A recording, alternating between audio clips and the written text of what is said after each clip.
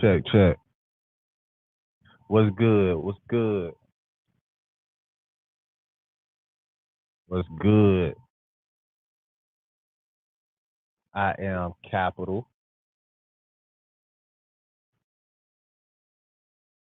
I am Capital, and this is Home Inc. TV. Hustlers on a mission every day.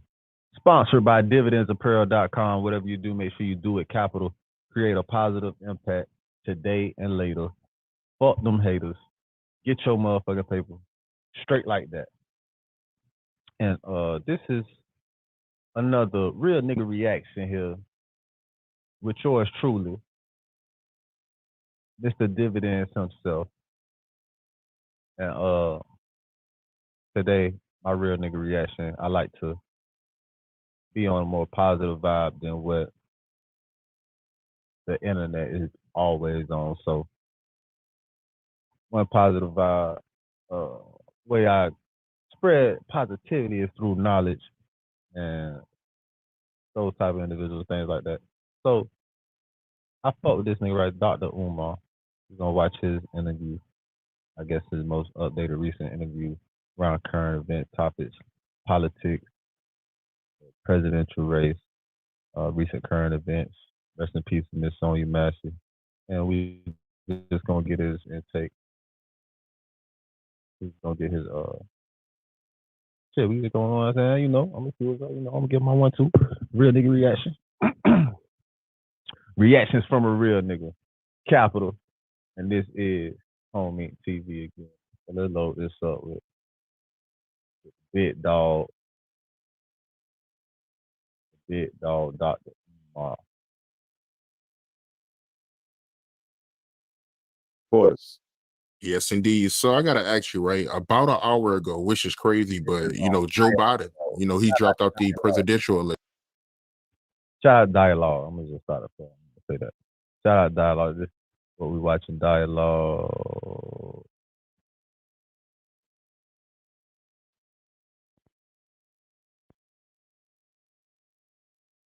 I'll scroll down whatever. Y'all see what it is. How you feel about that? Yes, sir. What is my reaction to President Biden dropping out of the 2024 presidential race? I have several thoughts. Number one, we have to put this within its proper political context. The United States government is not controlled by neither the Democratic Party or the Republican Party. Facts. They are simply the public government. The president, the Congress, the Supreme Court, they are the public government.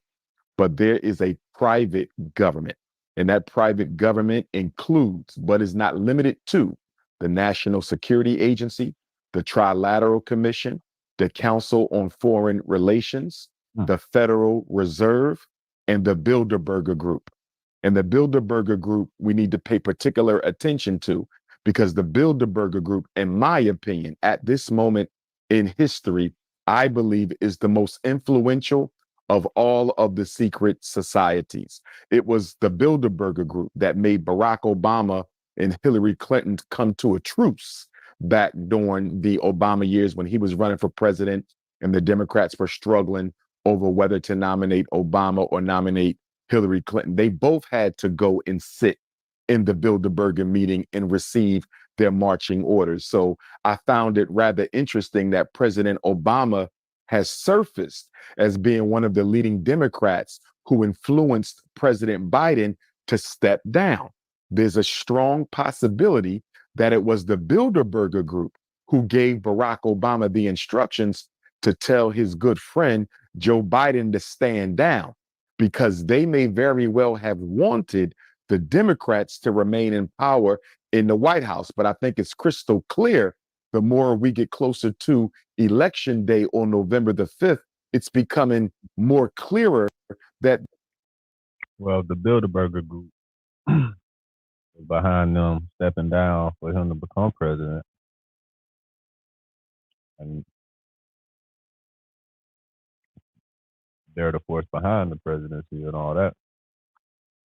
They could have just told that man to step down directly.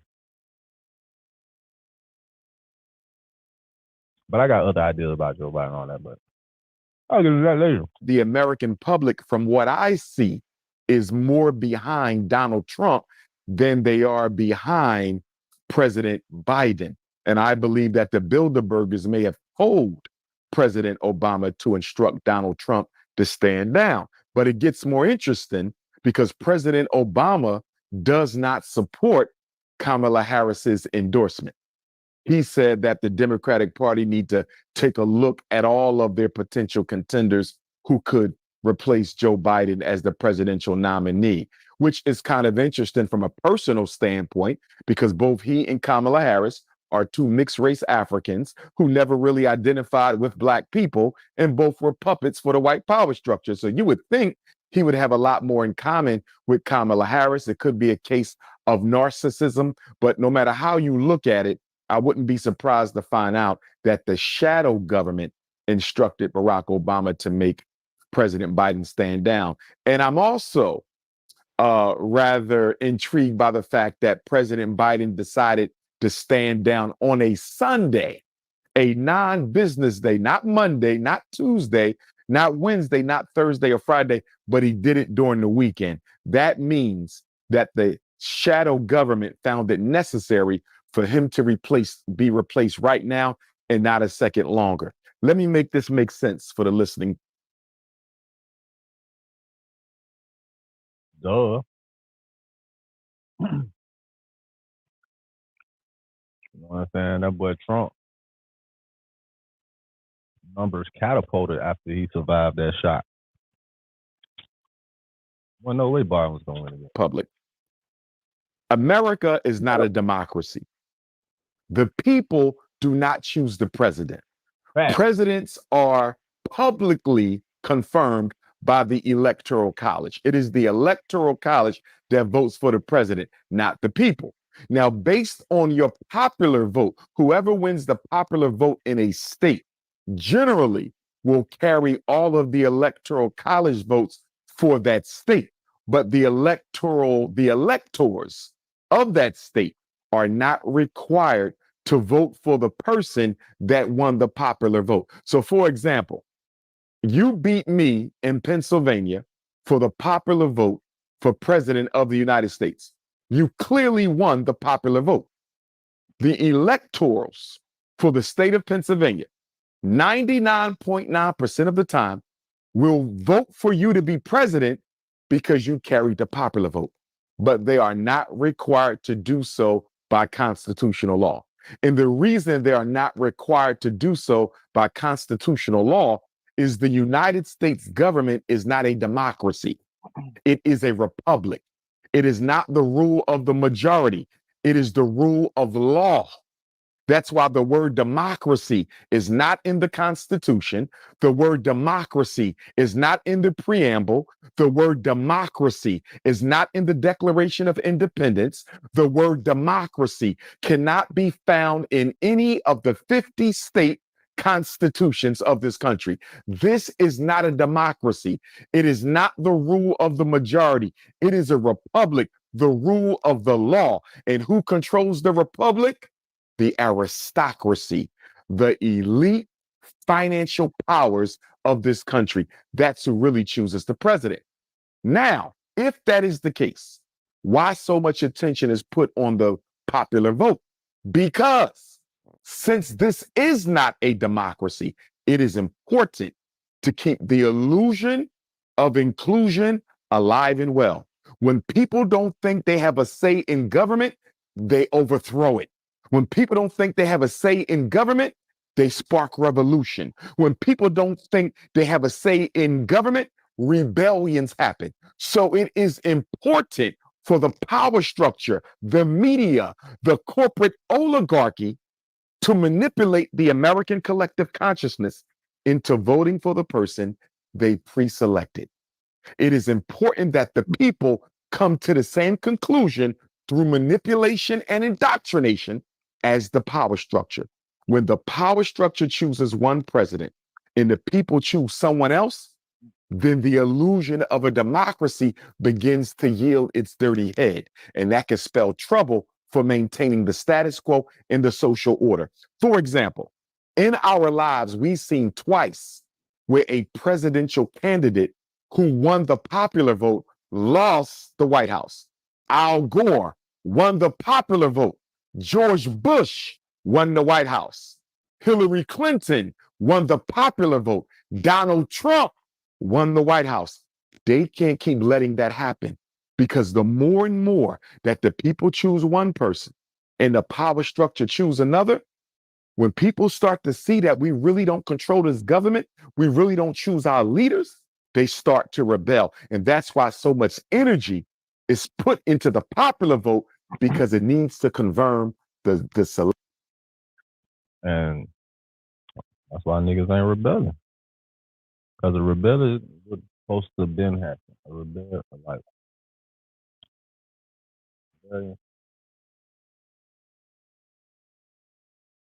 like the rise of the people and shit.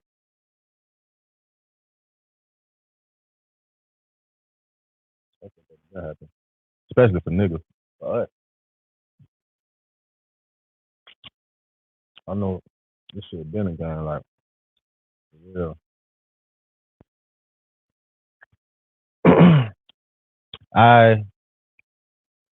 Fun fact, in a confession, you could call this a capital confession moment.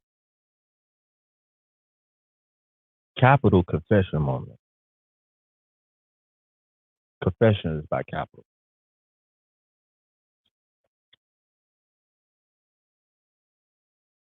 I have never voted. I believe I may have attempted to vote,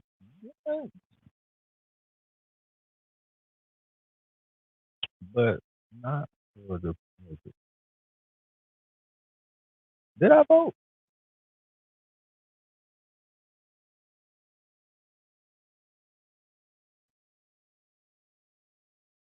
Okay. If I voted, I probably voted for that one election with Obama, but I didn't vote for him.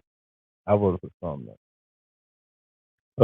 Oh, the legalization in my state. I had to think about what I voted for. That's the only thing I ever voted for. Weed legalization, dude. Let's begin rolling this blunt. That's the only thing I ever voted for. I ain't never voted for the president because I already know this shit a game. The president's just a face and they don't really control shit. And if you think about it, if a nigga really, when John F. Kennedy or any president go against some shit and try to do something for some people for real, they'll get whacked for real. So, you know what I'm saying? Election of the secret government. Now, with that being said, who do I think the power structure wants in the White House at this moment? Because they normally select presidents a couple years in advance, by the way. Lincoln, at least 4 years, they already know who's going to take the place. They leave nothing up to chance. I'm not sure who they want. And the reason I'm conflicted is because they made Joe Biden stand down. A part of me says that they wanted Biden, but he's not popular enough to carry the popular vote. Again, maintaining that illusion of democracy. And so part of me says they wanted Joe Biden.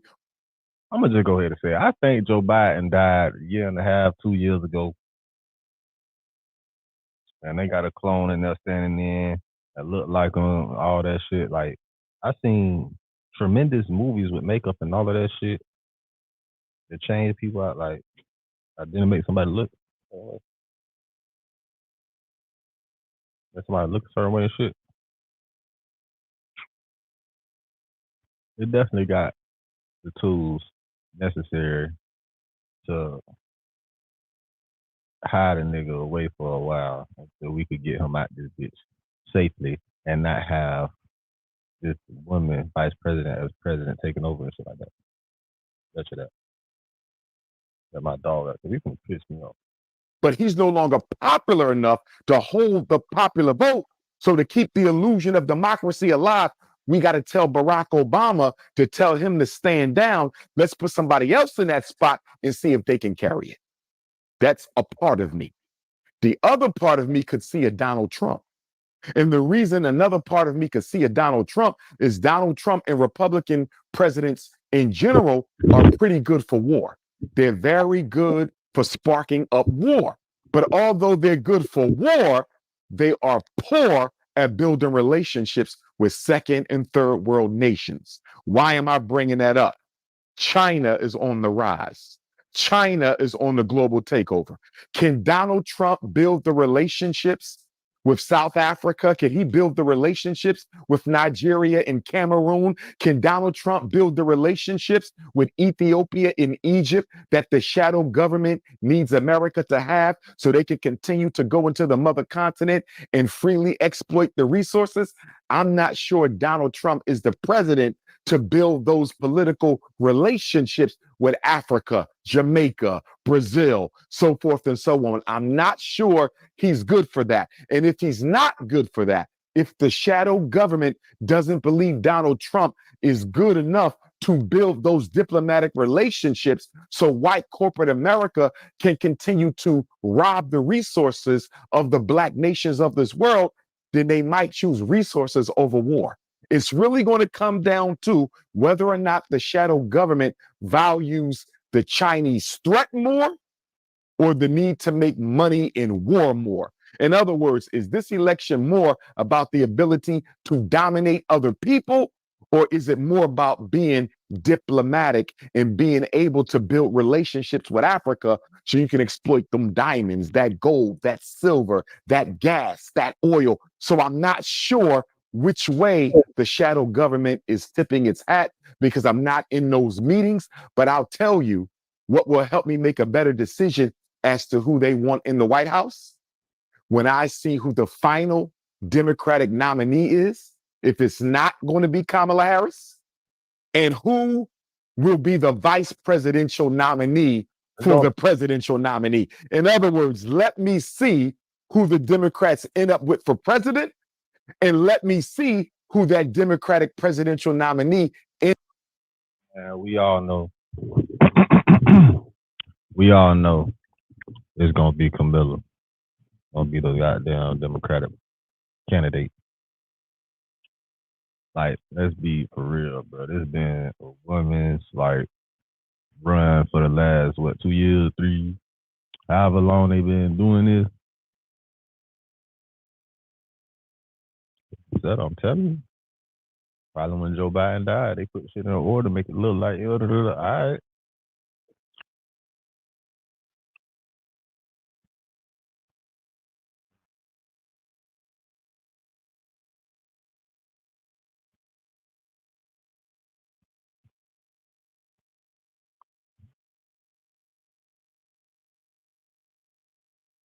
Oh, get your ass out my face.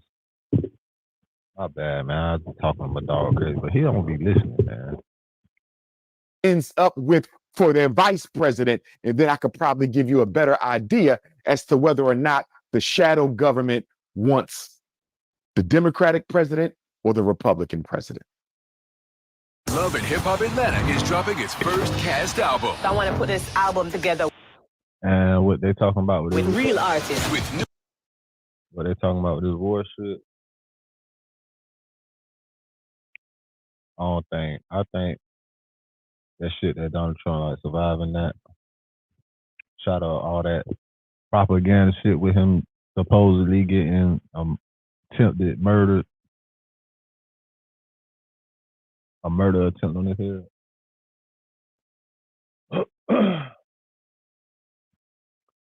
And you talking about war? Donald Trump will be the motherfucking president for that, boy. I don't know if y'all, that's this guy's gonna go.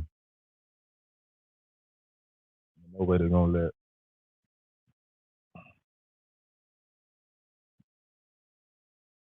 I ain't even gonna say that, but you know what the fuck I'm. Dude, You personally, who do you want to see represent the Democrats? Nobody, because I don't see anyone when I look at the U.S. senators, when I look at the U.S. representatives, when I look at, I think we only have 1 or 2 black governors, the brother down in Maryland, and he's a freshman. So I doubt if they'll anoint him and pull another Barack Obama stunt where they snatched Obama out the U.S. Senate as a first-term senator and made him president. That's because George Bush destroyed America's relationship with Africa. Barack Obama became necessary because of George Bush's poor diplomatic relationship with Africa. So they said, here's a black man who alleges to have a Kenyan father. If we put Barack Obama in the White House, we can go into Africa, get them resources back, install our military system in Africa. And that's exactly what they did.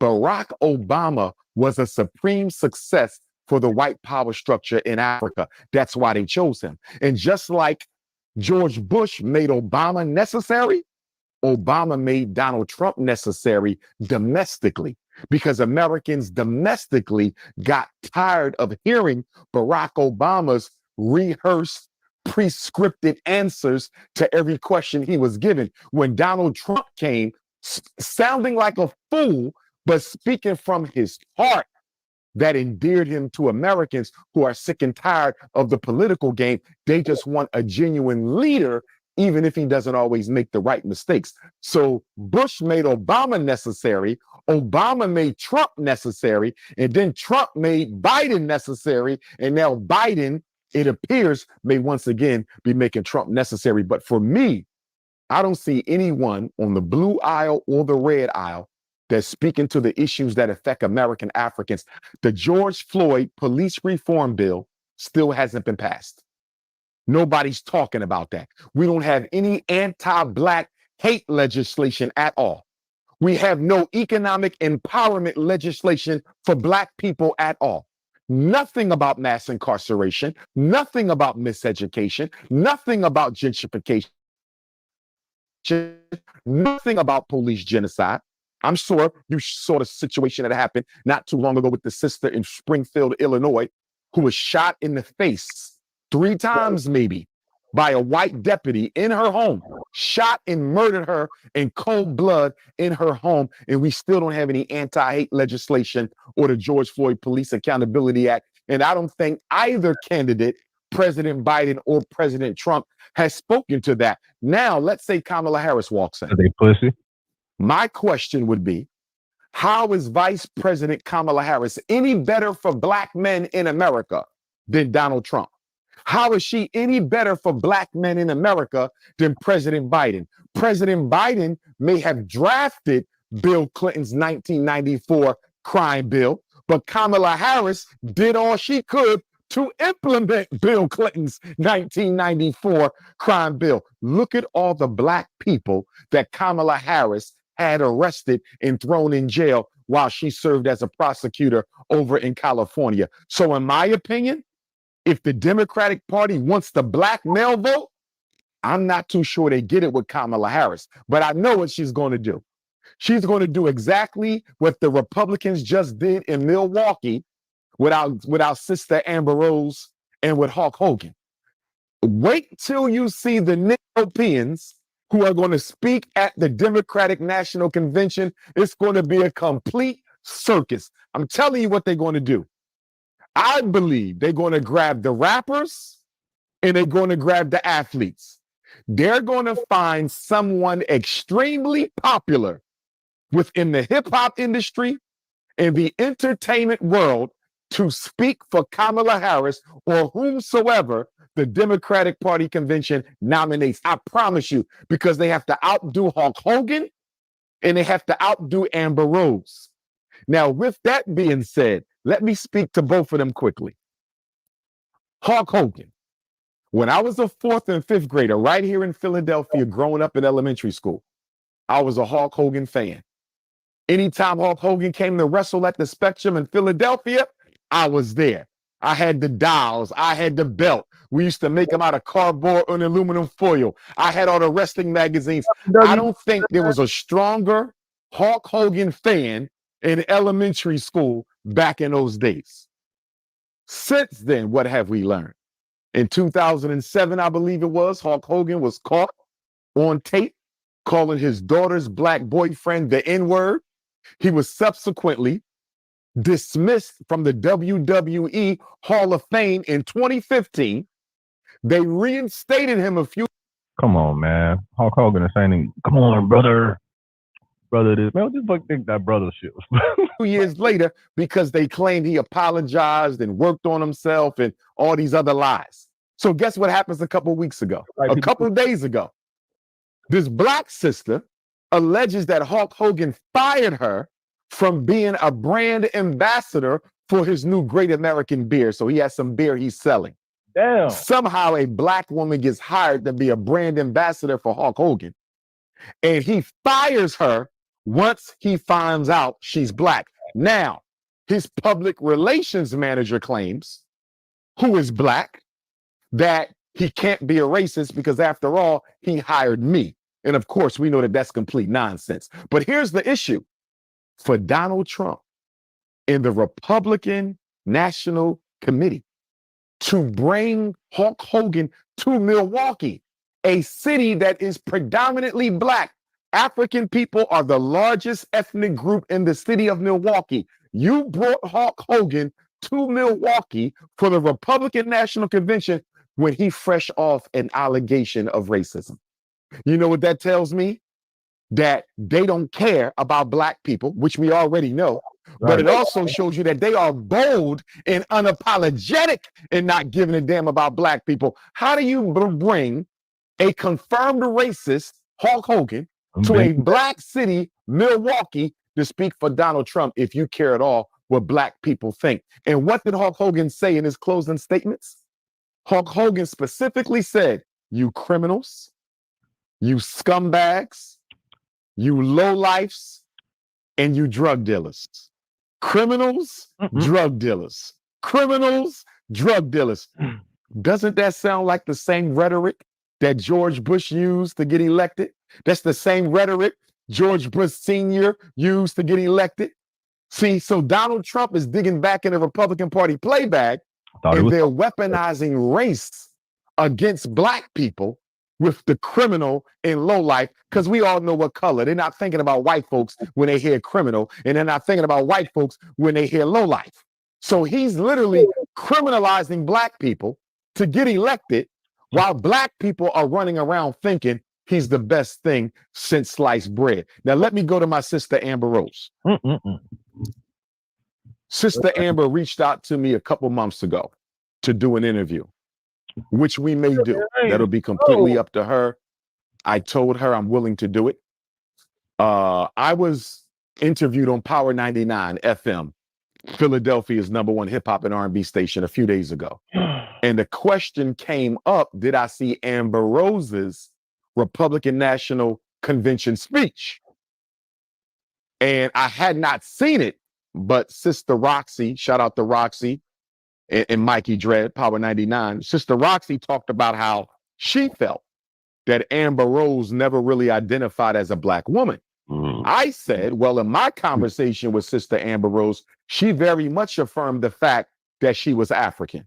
And Sister Roxy said, nah, Doc, you're going to have to do some research.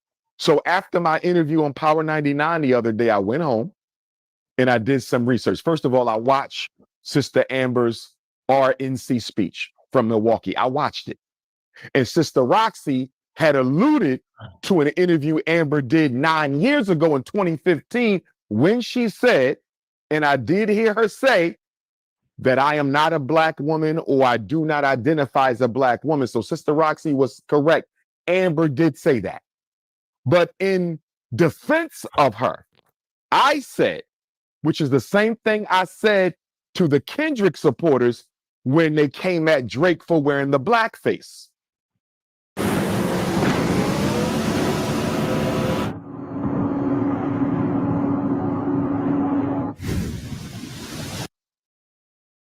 I'm the most unapologetically black man you're going to find in this country. At the same time, I understand people have to evolve their political consciousness. So what I said to Roxy and what I'm saying to you is, if Amber Rose said I don't identify as a black woman 9 years ago or so, but she has since come into the consciousness and now embraces her Africanity, I can forgive her for her coonish behavior 9 years ago.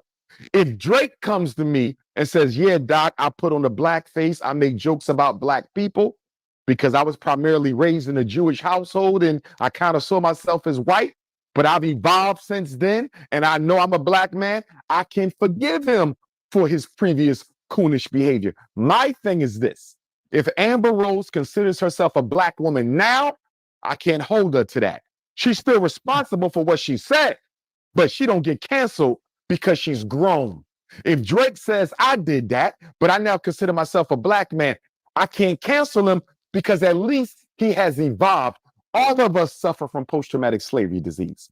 All of us suffer from post-traumatic colonization disease. We all have it. So a mixed race African might have it a little more. But if they've made amends with their own soul, if they've made amends with their own African ancestors, if they've made amends with their own selves, and they're saying, I stand before you now, Dr. Umar, as an unapologetically African woman, Amber Rose, or an unapologetically African man in Drake, I can accept them.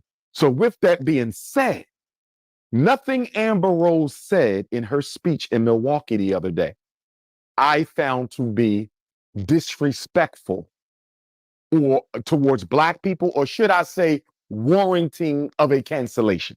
Nothing she said I felt was warranting of a cancellation. Did I agree when she said, these are my people and this is where I belong? I absolutely don't agree with Amber Rose when she said, these are my people and this is where I belong. I absolutely didn't agree with Amber Rose when she said, quote, and I may be paraphrasing, when she said, the best thing we can do for the future of our babies is to elect Donald Trump. I would have to ask my sister, whose babies are we talking about? Because Donald Trump just executed 5 Black men who were babies to their parents at one time. So whose babies are we talking about? Donald Trump hasn't introduced any legislation, executive orders to deal with the police extinction of Black men. He ain't dealt with miseducation. Donald Trump done nothing about mass incarceration. And who's being mass incarcerated? Our Black babies. Who's being exterminated by these police? Our Black babies. Who's being miseducated in these schools? Our Black babies. So when Sister Amber Rose says, if we care about the future of our babies, we will elect Donald Trump, I cringed on that. I completely disagreed with her on that. But did she say anything that I feel will warrant her to be canceled from the Black community if she does, in fact, identifies as a Black woman? Nothing she said I felt went far enough to cancel her. It would be no different than if somebody went up there and sung Joe Biden's praises, or one of these rappers who's going to get up in Chicago and sing Kamala Harris's praises, or whoever the DNC chooses. So for me, people saying Amber Rose need to be canceled for speaking at the RNC, nothing she said I felt warranted a cancellation, but I do need her to clarify her racial identity. Now, I'm gonna say this last point on my sister. In her defense, we were communicating via text. And of course, I never share my text messages with public figures. And I'm only sharing this because I don't think she minds me saying this. Sister Amber told me in confidence through text message, the reason she identified as mixed race is because she had been told by Black people her whole life that because she had a Black mother and a white father, she could not consider herself Black.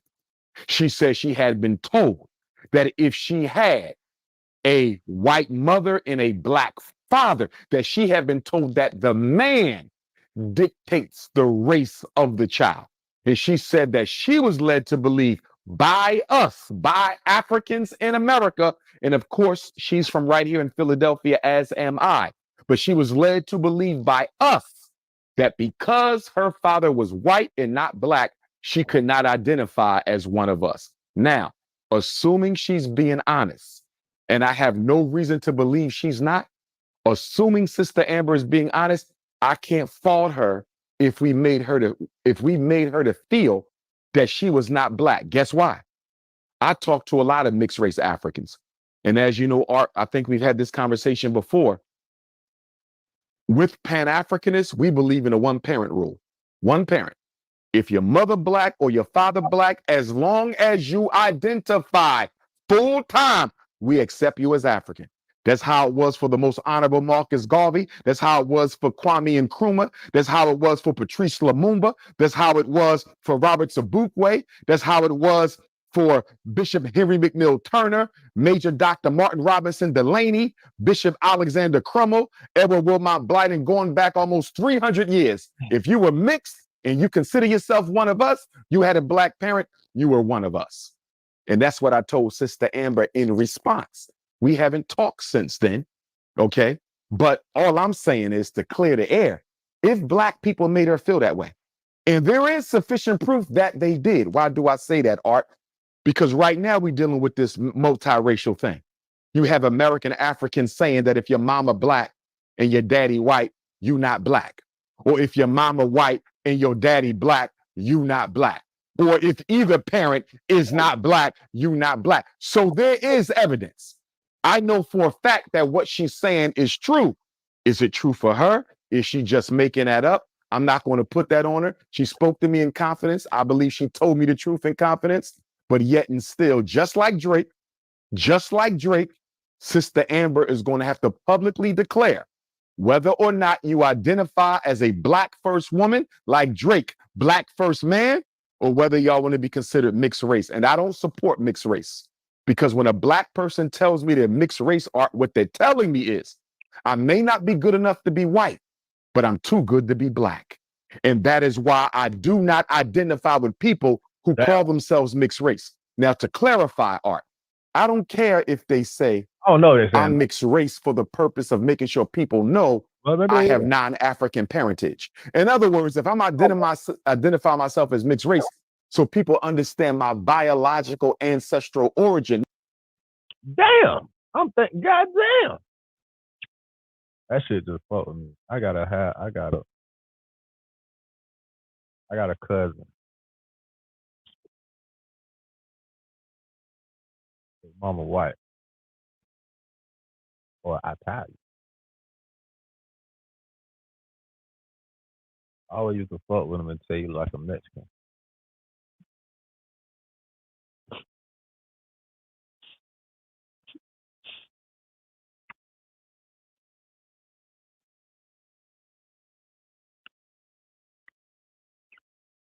Damn, I'm just thinking about it because I'm thinking now, like, nah, because he fucked with me. Oh, I know that nigga. Look, that's my little brother. For real. That's my little. I helped raise that nigga. Like, that's my little. Nigga. So I don't like. Damn.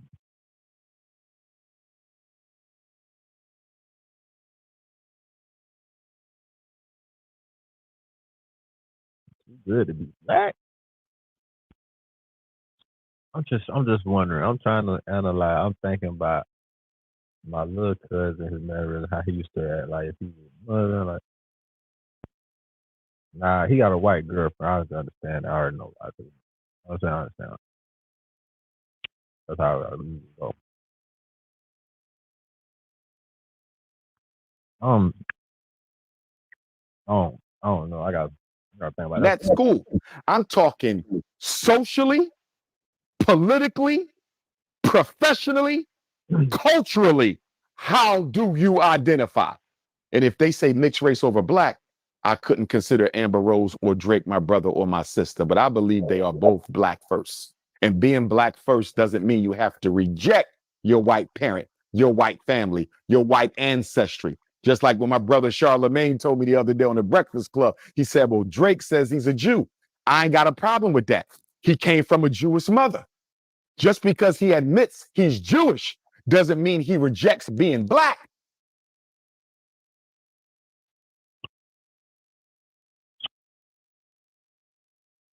All right, he lost him. All right, ain't Jewish, like, ain't that really a religion? Not Jewish, Christian, Muslim, or is Jewish a race? Where the fuck do Jewish people come from? Jerusalem?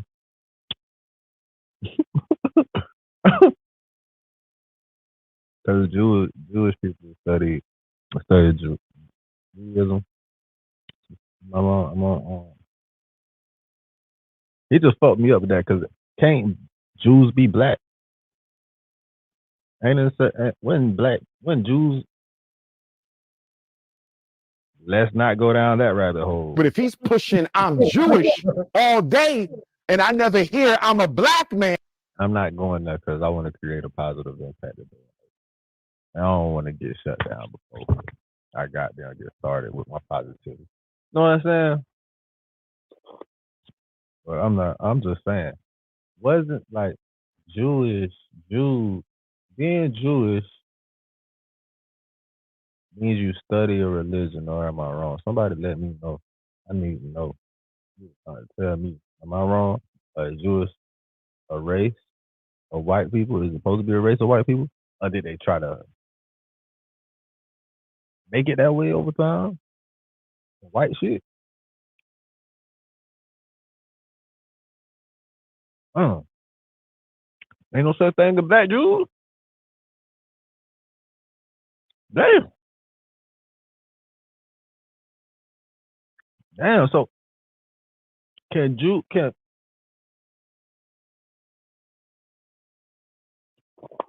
And until it's time to show up to the BET Awards, then I have a problem with that. Yeah, that's real talk. But can you imagine how that Democrat convention gonna be, man? Like, can you imagine that, yo? It's going to be a circus, brother. It is going to be a circus. Now, let me give you this art about the Democratic convention in Chicago. And I hope Black Chicago turn it out, because Kamala Harris is going to push the same initiatives as Joe Biden. She's going to continue to purge Black America with brown migrants. She's going to continue to do that. Let us be clear. The migrant crisis was a Democratic initiative. So all these Black people going to run over to Kamala Harris. They better keep in mind that the Democratic agenda is to purge America of Black with brown migrants. Are we sure we want that? But I'm going to be honest. And I'm going to give you some more information you might not know. They're giving them all free healthcare and all a whole bunch of benefits that niggas can't even qualify for. Message. Honest, Art, no matter how you look at it. This game, you're not ready for. When you look at Donald Trump wanting to give the police complete immunity, police can never be held responsible again for criminally neglect behavior while carrying out their officer duties. Why the fuck? Who vote for what? We can't swallow that. Donald Trump will basically make Black America a police state if he gives them complete immunity. At the same time, you got the Democrats taking care of every other group in America but Black people. You can't win, Art. And when Negroes say, who? But shit, to really change for our kids, but niggas gonna have to die by it. It's gonna really have to be casualties.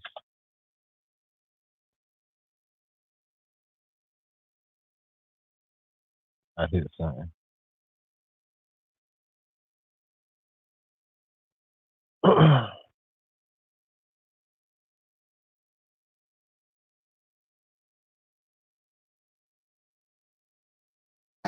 Donald Trump will basically make Black America a police state if he gives them complete immunity. At the same time, you got the Democrats taking care of every other group in America but Black people. You can't win, Art.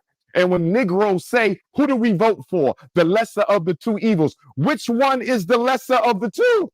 Which one is lesser? I can't tell which one is lesser. They're both bad. They're both bad. We know Kamala Harris don't like Black men, because she made her whole career locking them up. She's married to a white man. And let me say this, Art. This could backfire on the Democratic Party. I'm going to tell you why. To white America, Kamala Harris to them is Barack Obama with a female's face. Even though Obama has not endorsed her.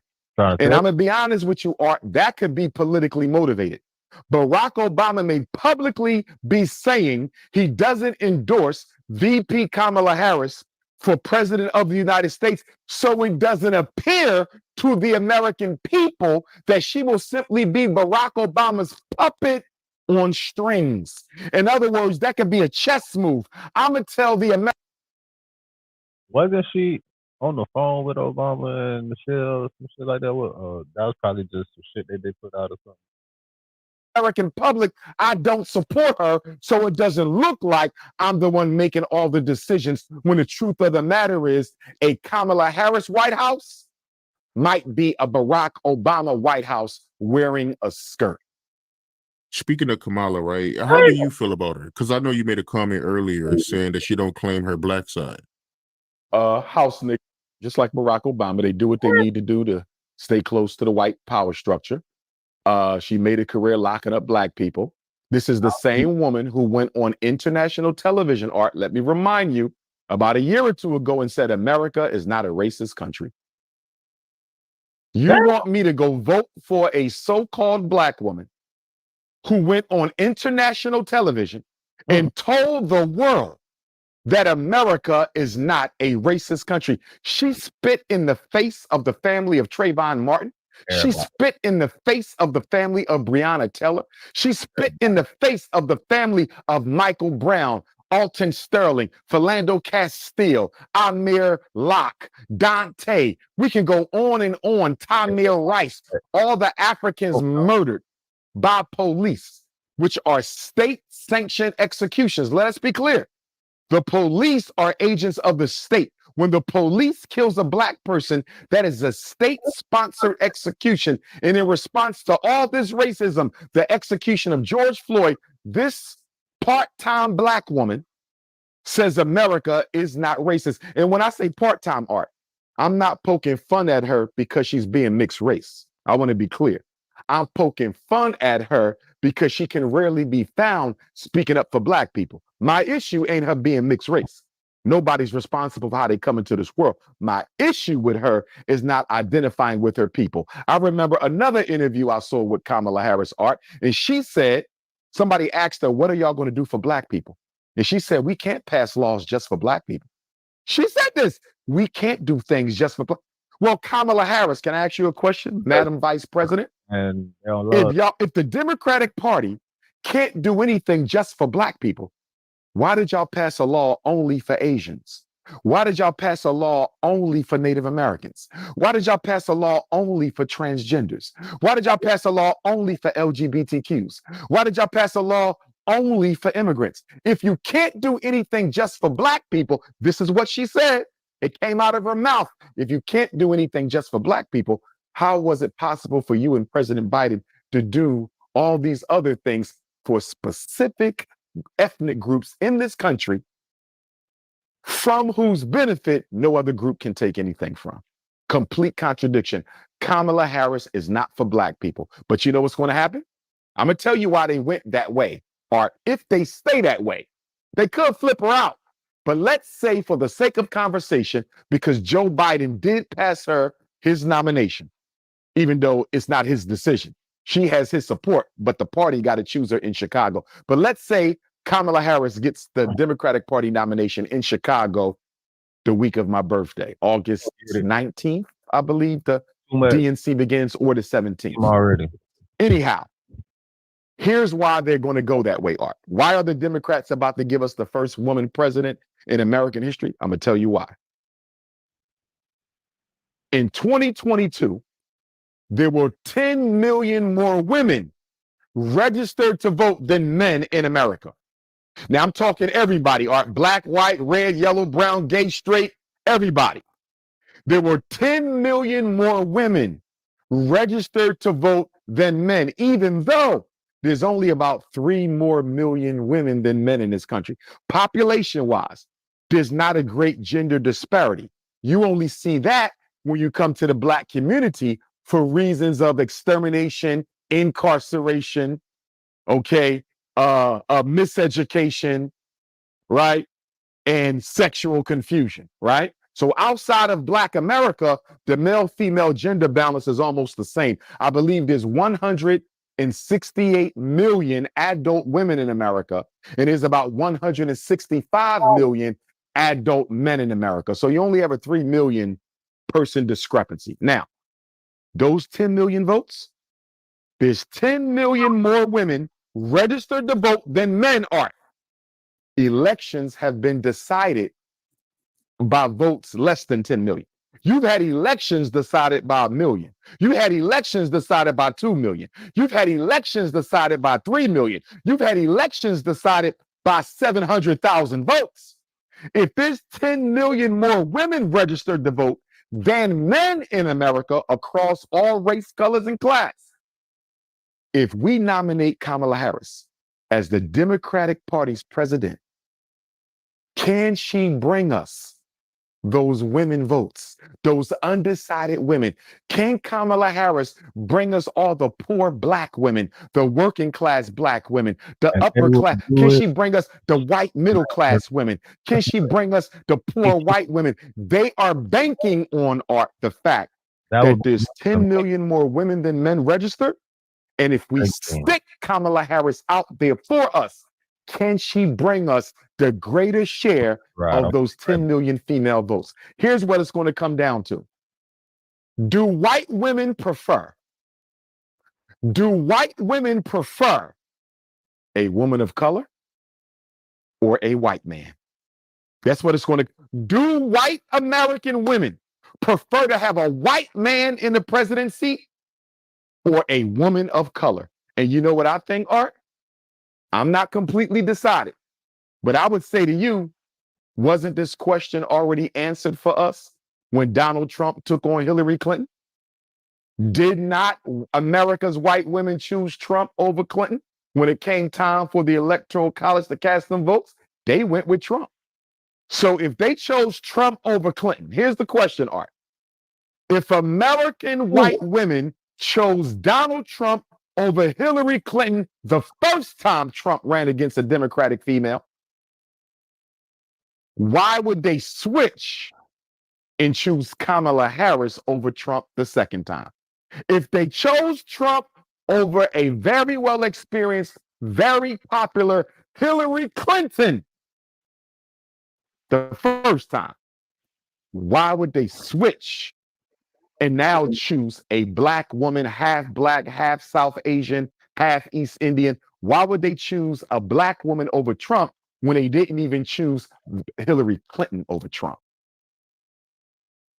But I'm telling you this, brother, I'm going to the Democratic National Convention. I'm going to try to get there because that's going to be a circus. You ain't seen a Nick show in your life like what you're about to see, because they got to outdo Hulk Hogan. They got to outdo Amber Rose. They got to outdo Ben Carson.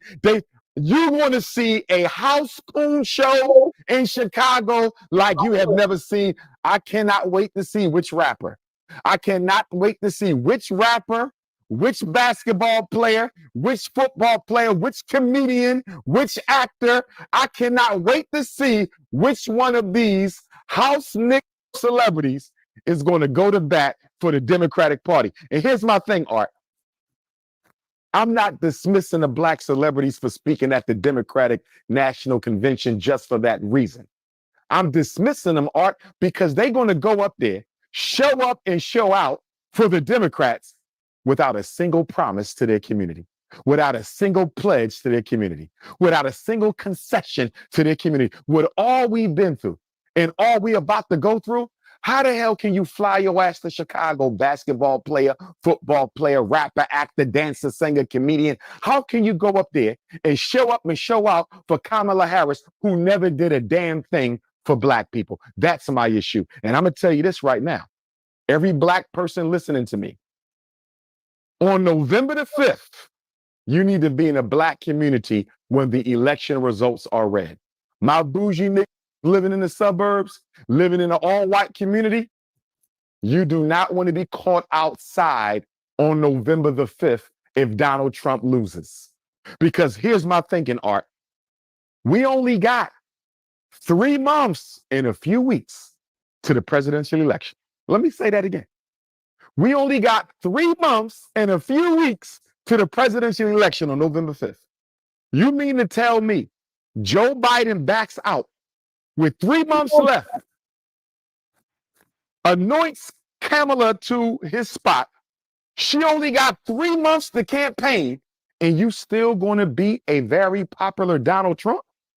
Do you think the American people are going to believe Donald Trump lost fairly after y'all tried him in court, convicted him in court, And I know we'll get later to the artificial assassination, but nonetheless, do you really think Americans are going to believe Kamala Harris beat Donald Trump straight up?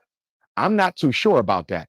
And if poor white America thinks they were robbed of this election, that January 6th takeover, that was nothing but a pool party for what you're about to see in this country if Donald Trump loses this election.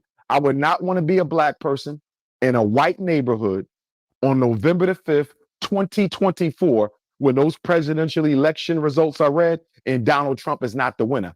I believe white folks are going to show up and show out art. You better have a gun, a knife. Black people better exercise, what is it, our Second Amendment rights? Right to carry, is that the Second Amendment or the Fourth? I want to say the second. I think it's the second. Black folks better exercise their right to carry. You better buy every gun, every bullet you got, because if Donald J. Trump loses this election, going against a Democrat who had 3 months to run, you had 3 months to run and you beat Donald Trump, white America gonna flip off, Art. I'm going to make sure I'm ready, brother. Make sure you're ready. And I want all my American Africans out there, wherever you live in America, especially if you're in a city that's predominantly white, if you're in a state that's predominantly white. You know, we in Philly, which is half black, half white, 50-50. You know what I mean? But black people, please be prepared for what can happen on these streets if Donald J. Trump loses that election. And to that point, Art, this is why I think the shadow government has a lot of deciding and a lot of reasoning and a lot of debating to do. Because here's the thing, Art. If you steal the election from Trump and give it to the Democratic Party, whether it's Kamala or anyone else, because you want to make sure China doesn't take over Africa, and you want to make sure China doesn't take over the Caribbean, and you want to make sure China doesn't take over second and third world, Central and South America. So you want a Democrat in there because Democrats have always had better relationships with black countries. If you do that, you might win the world, but you might lose America. Because if these white folks flip out, Art, look, let's be honest.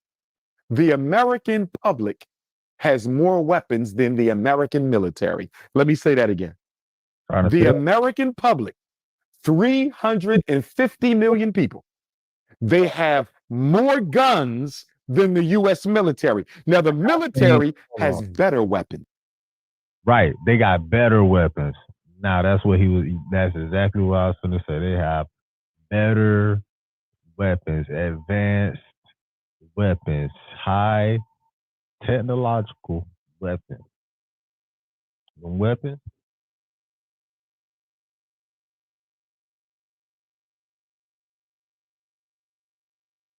that they got, but niggas do got some weapons now. The weapons they got ain't like them. I seen a video nigga was trying to prank some niggas. And this nigga pulled out a rocket launcher, RPG on a nigga.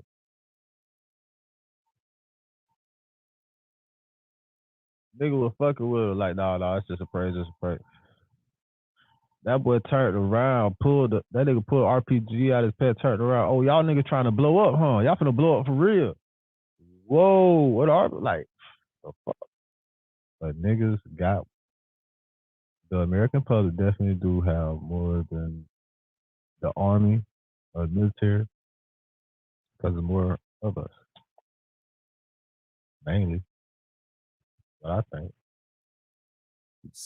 The military has better weapons, but the people have more weapons. American military is no more than 500,000 people, Art. There's no more than 500,000.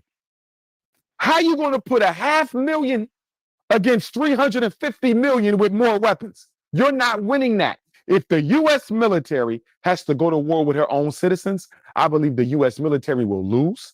And I believe a lot of people in the U.S. military will side with the American people. And by American people, I mean white American people. So the National Security Agency, the Council on Foreign Relations, the Bilderbergers, the Federal Reserve, the Trilaterals, the Illuminati, the House of Rome, the Rothschilds, the Wahlbergs, the Morgans, the Stanleys, the Rockefellers, they got to ask themselves, if we rob Donald Trump so we can maintain Africa and the Caribbean, will that lead to social unrest in America? Will America degenerate into chaos?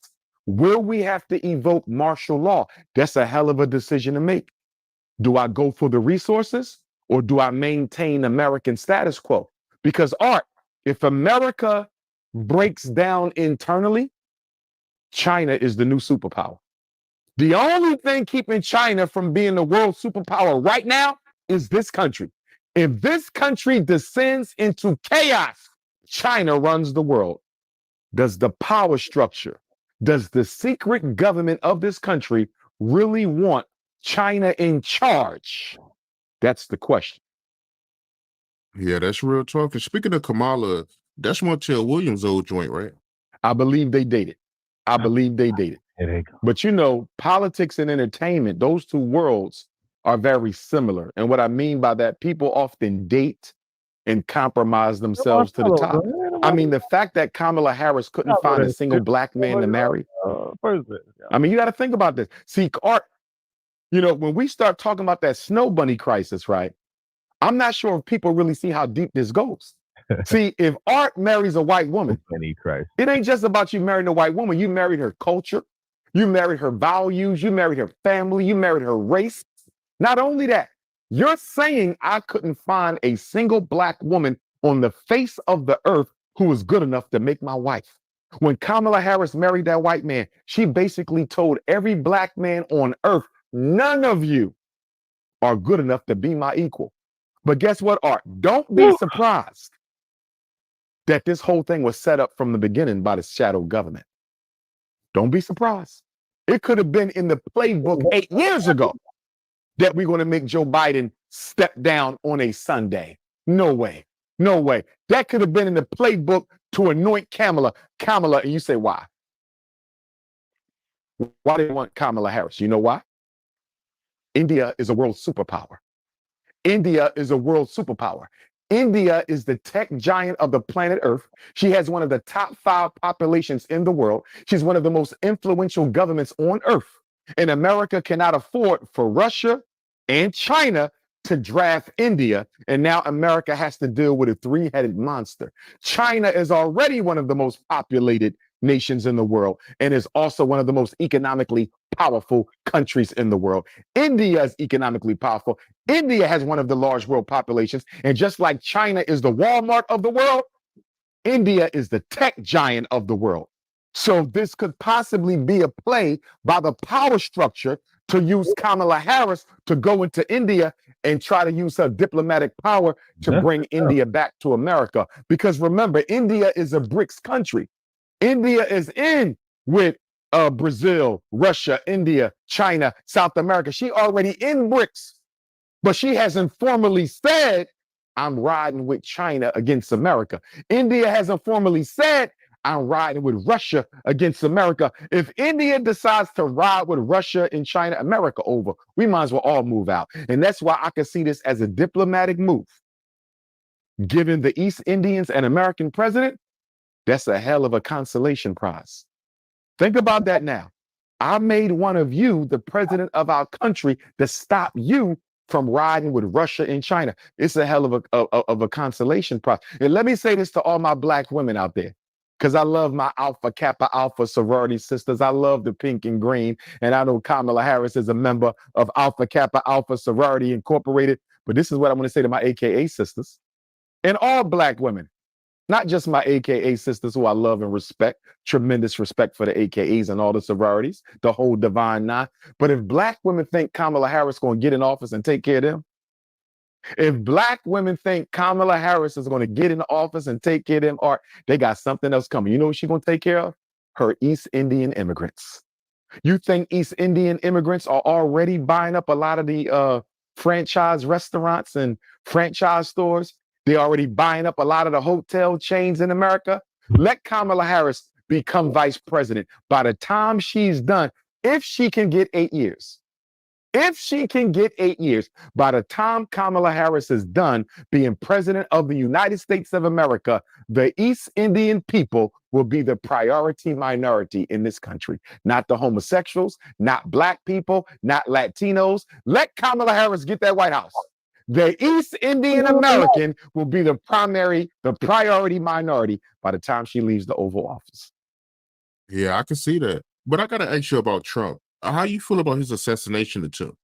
I believe the Donald Trump assassination attempt was completely staged, completely fabricated, and completely artificial. And I'm going to tell you why. Whenever there is a state execution, there's always a backup killer. JFK had a backup killer. Dr. King had a backup killer. Every time they want to take somebody out, there's a backup killer. If the first shooter missed, the second shooter hit. They leave nothing to chance. You're not going to convince me that somebody wanted to kill Donald Trump here in Pennsylvania on July 13th while Kamala Harris was downtown Philadelphia on the campaign trail. And it was a lone 20-year-old on a roof. This is what they want you to believe.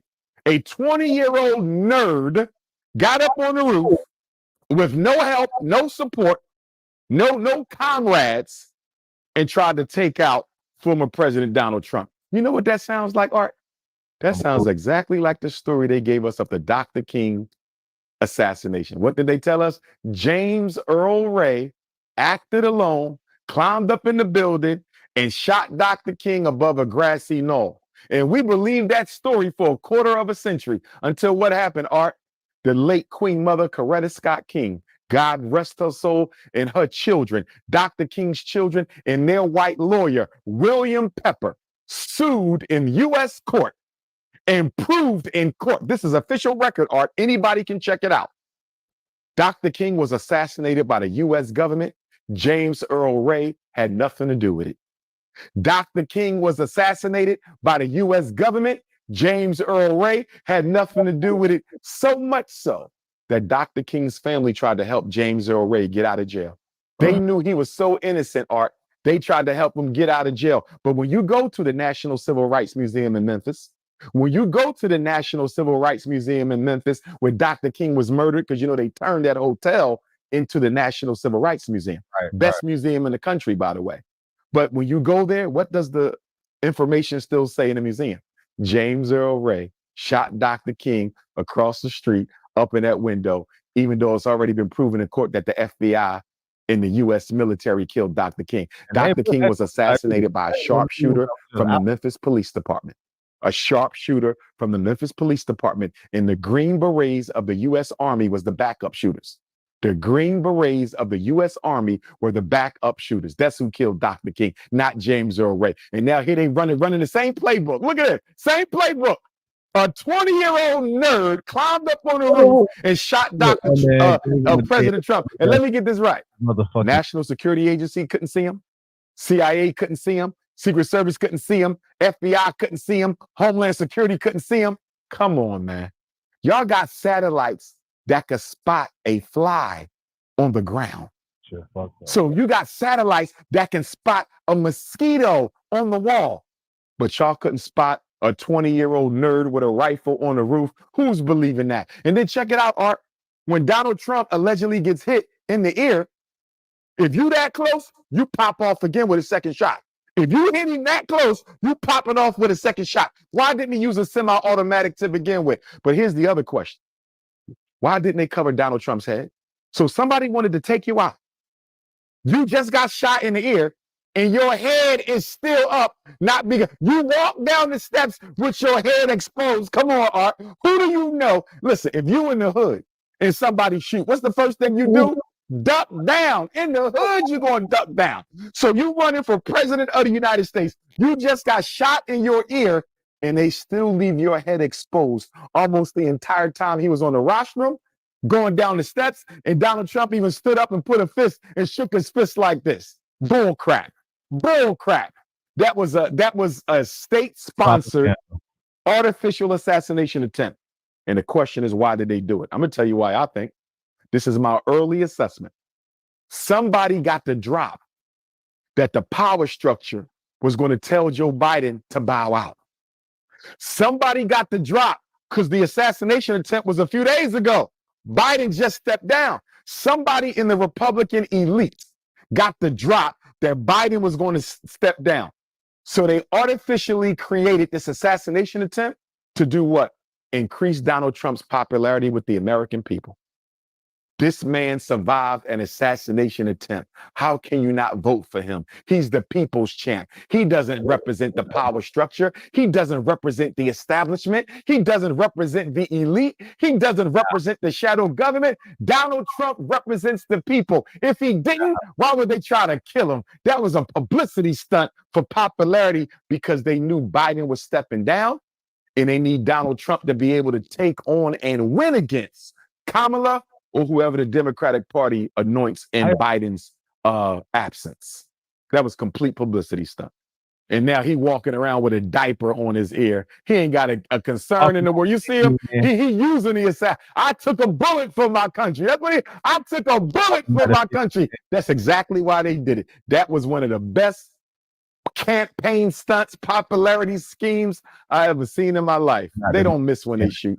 Don't nobody miss when they shoot presidents. And also, Art, keep in mind, we only had 6 presidential assassination attempts. 3 of them was on Friday. 3 of them is on Saturday. Why is Friday and Saturday the only time you can shoot at U.S. presidents? Because the order must be coming up from a high place that we don't see. And you made a good point on your IG Live, because I caught half of it where you were speaking on, Trump and how, they try to assassinate him. And you made a good point when you brought up Obama. Nobody shot at him.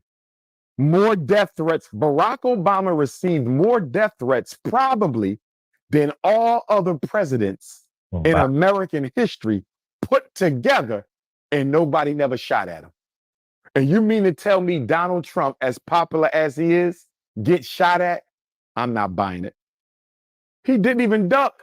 If Donald Trump feared for his life, he would have been on the ground, Art. Who do you know still standing? Who do you know still standing up? And somebody just popped them. I'm on the ground. I'm crawling. In fact, I'm not even moving. Lay on top of me. They would have threw him on the ground, laid on him, rolled him over. He's not walking down the steps with his head up, pumping a fist. Publicity. See, the problem is people don't know how thorough the National Security Agency is. They don't know how thorough CIA, FBI. They don't know how thorough. See, you got to remember now, America assassinates more heads of state than any government on earth. America kills people on the regular. They don't mess up when they do it, and they damn sure not going to mess up at all. Train killer. Come on, man. Complete publicity stuff. Yeah, you got a lot of people that feel that way, man. They feel the way you do. They feel like it was fake. So you and Bronny James, you made some comments saying that you won't support him until he stopped dating white women. Yes. Bronny James took a Caucasian to the senior prom. And as you know, celebrities are role models. Our children look up to them, unfortunately, because most Black professional men have abandoned our boys in the inner city and in the Black community. They don't have successful men around them. All Black men, most Black successful men have moved to a white neighborhood. So Black boys have to look up to rappers. They have to look up to athletes because all of the successful Black men have turned their backs on them, right? So Bronny James being a role model and being the son of a Lakers legend and an NBA great, Black boys are going to look up to him. And when our boys look up to these celebrities, Art, they want to emulate them. And so if Bronny James is running around with a snow bunny, Black boys are going to want to run around with a snow bunny. So me personally, I like the idea of LeBron playing with his son. I think it's a good thing for the community. I think it's a good look for Black men. We don't see enough of father-son love publicly demonstrated. So I think this is just a good thing to re-energize our men. But if he's going to run around with a white girl after the games and outside of the games, then that's not a victory for me. So if Bronny James can somehow detox, he needs a snow bunny detox. If Bronny James can somehow undergo a snow bunny detox and leave the white girls alone and get him a sister, then I want to root for him. I want the young brother to do good. And it's a shame that all these Black people are trying to embarrass this young brother, humiliate this young brother. I mean, every game he plays, I don't even be looking for Bronny James stats. Every game he plays in the summer league, somebody's blasting his field goal percentage, points he scored, minutes on the court. They're trying to humiliate and shame him. And they're doing it to get at his father. When it's time to choose the right products for your project, Ferguson makes sure everything runs smoothly from start to finish. Shop the best selection of brands like Blanco at your local Ferguson Bath, Kitchen, and Lighting Gallery. They're not doing this to get at Bronny. People are jealous of LeBron because of his stature, his status, his success, and it's lashing out at LeBron through his son. And it's a damn shame because they didn't do this to J.J. Redick. I don't see J.J. Redick getting half the smoke Bronny James is getting. J.J. Redick didn't have no right to get that Lakers job. What did he win at Duke University? Nothing. What did he win with the Clippers? Nothing. What did he win with the Sixers? Nothing. Did he ever get a Defensive Player of the Year award? He might have won a three-point contest, at the All-Star weekend, but J.J. Redick has no worthwhile accolades that would justify him being a rookie coach of the Los Angeles Lakers, a team that has 2 all-time NBA greats on it when you got Sam Cassell still sitting on the bench. Sam Cassell, back-to-back NBA champion. Sam Cassell, with the winning record he has as an assistant coach, he's right behind Tyronn Lue in terms of someone who should be getting a chance. Why is J.J. Redick getting a chance? Because he's white, and everybody knows that. But I don't hear no smoke for J.J. Redick. But all of this shame and all of this sarcasm and all of this slander being directed at Bronny James while J.J. Redick gets a pass. It just speaks to how much black. Man, J.J. Redick got that job because LeBron gonna be coaching that fucking team anyway. LeBron gonna be the fucking coach, man. What you talking about? That's LeBron partner. They do the podcast together. LeBron the coach any fucking people hate each other. That's what it speaks to. But I'm going to vote for Bronny James. I want him to do well. His father is no activist. As I've said, when the whole Palestinian-Israel thing broke out, LeBron James and Floyd Money Mayweather both jumped on the internet and declared their support for Israel. So LeBron James is definitely a company man. He ain't nobody's activist running out there, supporting Israel to the detriment of Palestinians who are being destroyed and being humiliated and exterminated. So LeBron James clearly gave up his activism hat when he ran out there for Israel, but I still want to see him and his son be successful together because that's something our boys and our men need to see. But Bronny James does not deserve all the criticism he's getting from black folks. And speaking of basketball, you had an issue with Jaylen Brown, right? Not making the Olympic team? Listen, Grant Hill. And Grant Hill, my favorite NBA player of all time, Kobe's the GOAT, right? Outside of GOAT status, Rasheed Wallace was my favorite college player and NBA player. I think he's arguably the second greatest power forward to ever play the game. He was better than Barkley, just as good as, if not better than Garnett. Maybe a step behind Tim Duncan, but I'm not even sure about that. I believe Rasheed Wallace may have been the greatest power forward of all time. He was putting up Shaq numbers against Shaq. Unguardable, one of the only power forwards with a 3. Look at Rasheed Wallace's game. He had no weaknesses. But Rasheed Wallace, like Allen Iverson, they were not company men. And because Rasheed Wallace was not a company man, they left him off for the top 75 greatest NBA players of all time. Rasheed Wallace has yet to get into the Hall of Fame. Allen Iverson has yet to be offered even a general manager's job because they don't dance to nobody's tune but their own. That's the problem with Jaylen Brown. Grant Hill lied, and I like Grant Hill. I didn't finish my statement. After Rasheed Wallace, Grant Hill would have been my favorite college player. I believe Grant Hill may have ended up becoming the GOAT behind or before Mike, behind and before Kobe had his ankle never got messed up. If you remember Grant Hill in the first couple years in the NBA. Injuries, he was a beast, man. He was a beast. Grant Hill was going to be the GOAT. Grant Hill was going to be the GOAT until he got injured. And I just want Grant Hill to know he's a liar, even though I like him as a black wife, beautiful wife. But Grant Hill is a liar. Grant Hill said the reason Jaylen Brown got snubbed was because of basketball. It was a total basketball decision. Grant Hill, stop lying. Brian Windhorst, NBA commentator, he also said it was a basketball decision. What Brian Windhorst said, kind of to what I think Grant Hill was alluding to, is They already have enough wing players on Team USA. They need some big men and they need some pure guards. Jaylen Brown is more of a wing player. He's more of an off 2-3 man. Okay. They need 4s, 5s, 1s, and 2s. Jaylen Brown is more of like a 3. Nonsense. Jaylen Brown can play the 2. He can play the 3. You know what I mean? He's flexible enough to do both positions. That's not why he got snubbed, because he's a wing and they need bigs and guards. Jaylen Brown got snubbed because the NBA, the teams of the NBA, nearly half of them are owned by European Jews. I'm just going to keep it honest. The NBA has more European Jewish owners than any other sports league in America. The NBA is ran by the untouchables. That's why Kyrie got into so much smoke, because most of the teams are owned, at least nearly half of the teams are owned by untouchables. Now, there's only 3 untouchable players in the NBA. There's only 3, 0 untouchable coaches. But at least half of the NBA's teams are owned by the untouchables. That's why Jaylen Brown got snubbed, because about 5 months ago, Jaylen Brown dropped about 34 points in a game, wearing, either during the game or just before the game, an armband that said "Free Gaza." Free Gaza. Jaylen Brown walked into the arena with a Free Gaza band. He might have played with the band, but either way, he dropped 34 points that night. You understand? And then after that, then when he said he was going to use his new contract money to help build a Black Wall Street, and then he sided with Kyrie Irving when Nike dropped Kyrie. And then when the royal family came to one of the Boston Celtics home games and they asked Jaylen Brown post-game, what did he feel about the royal family being in the audience? And he said, this was just another game to me.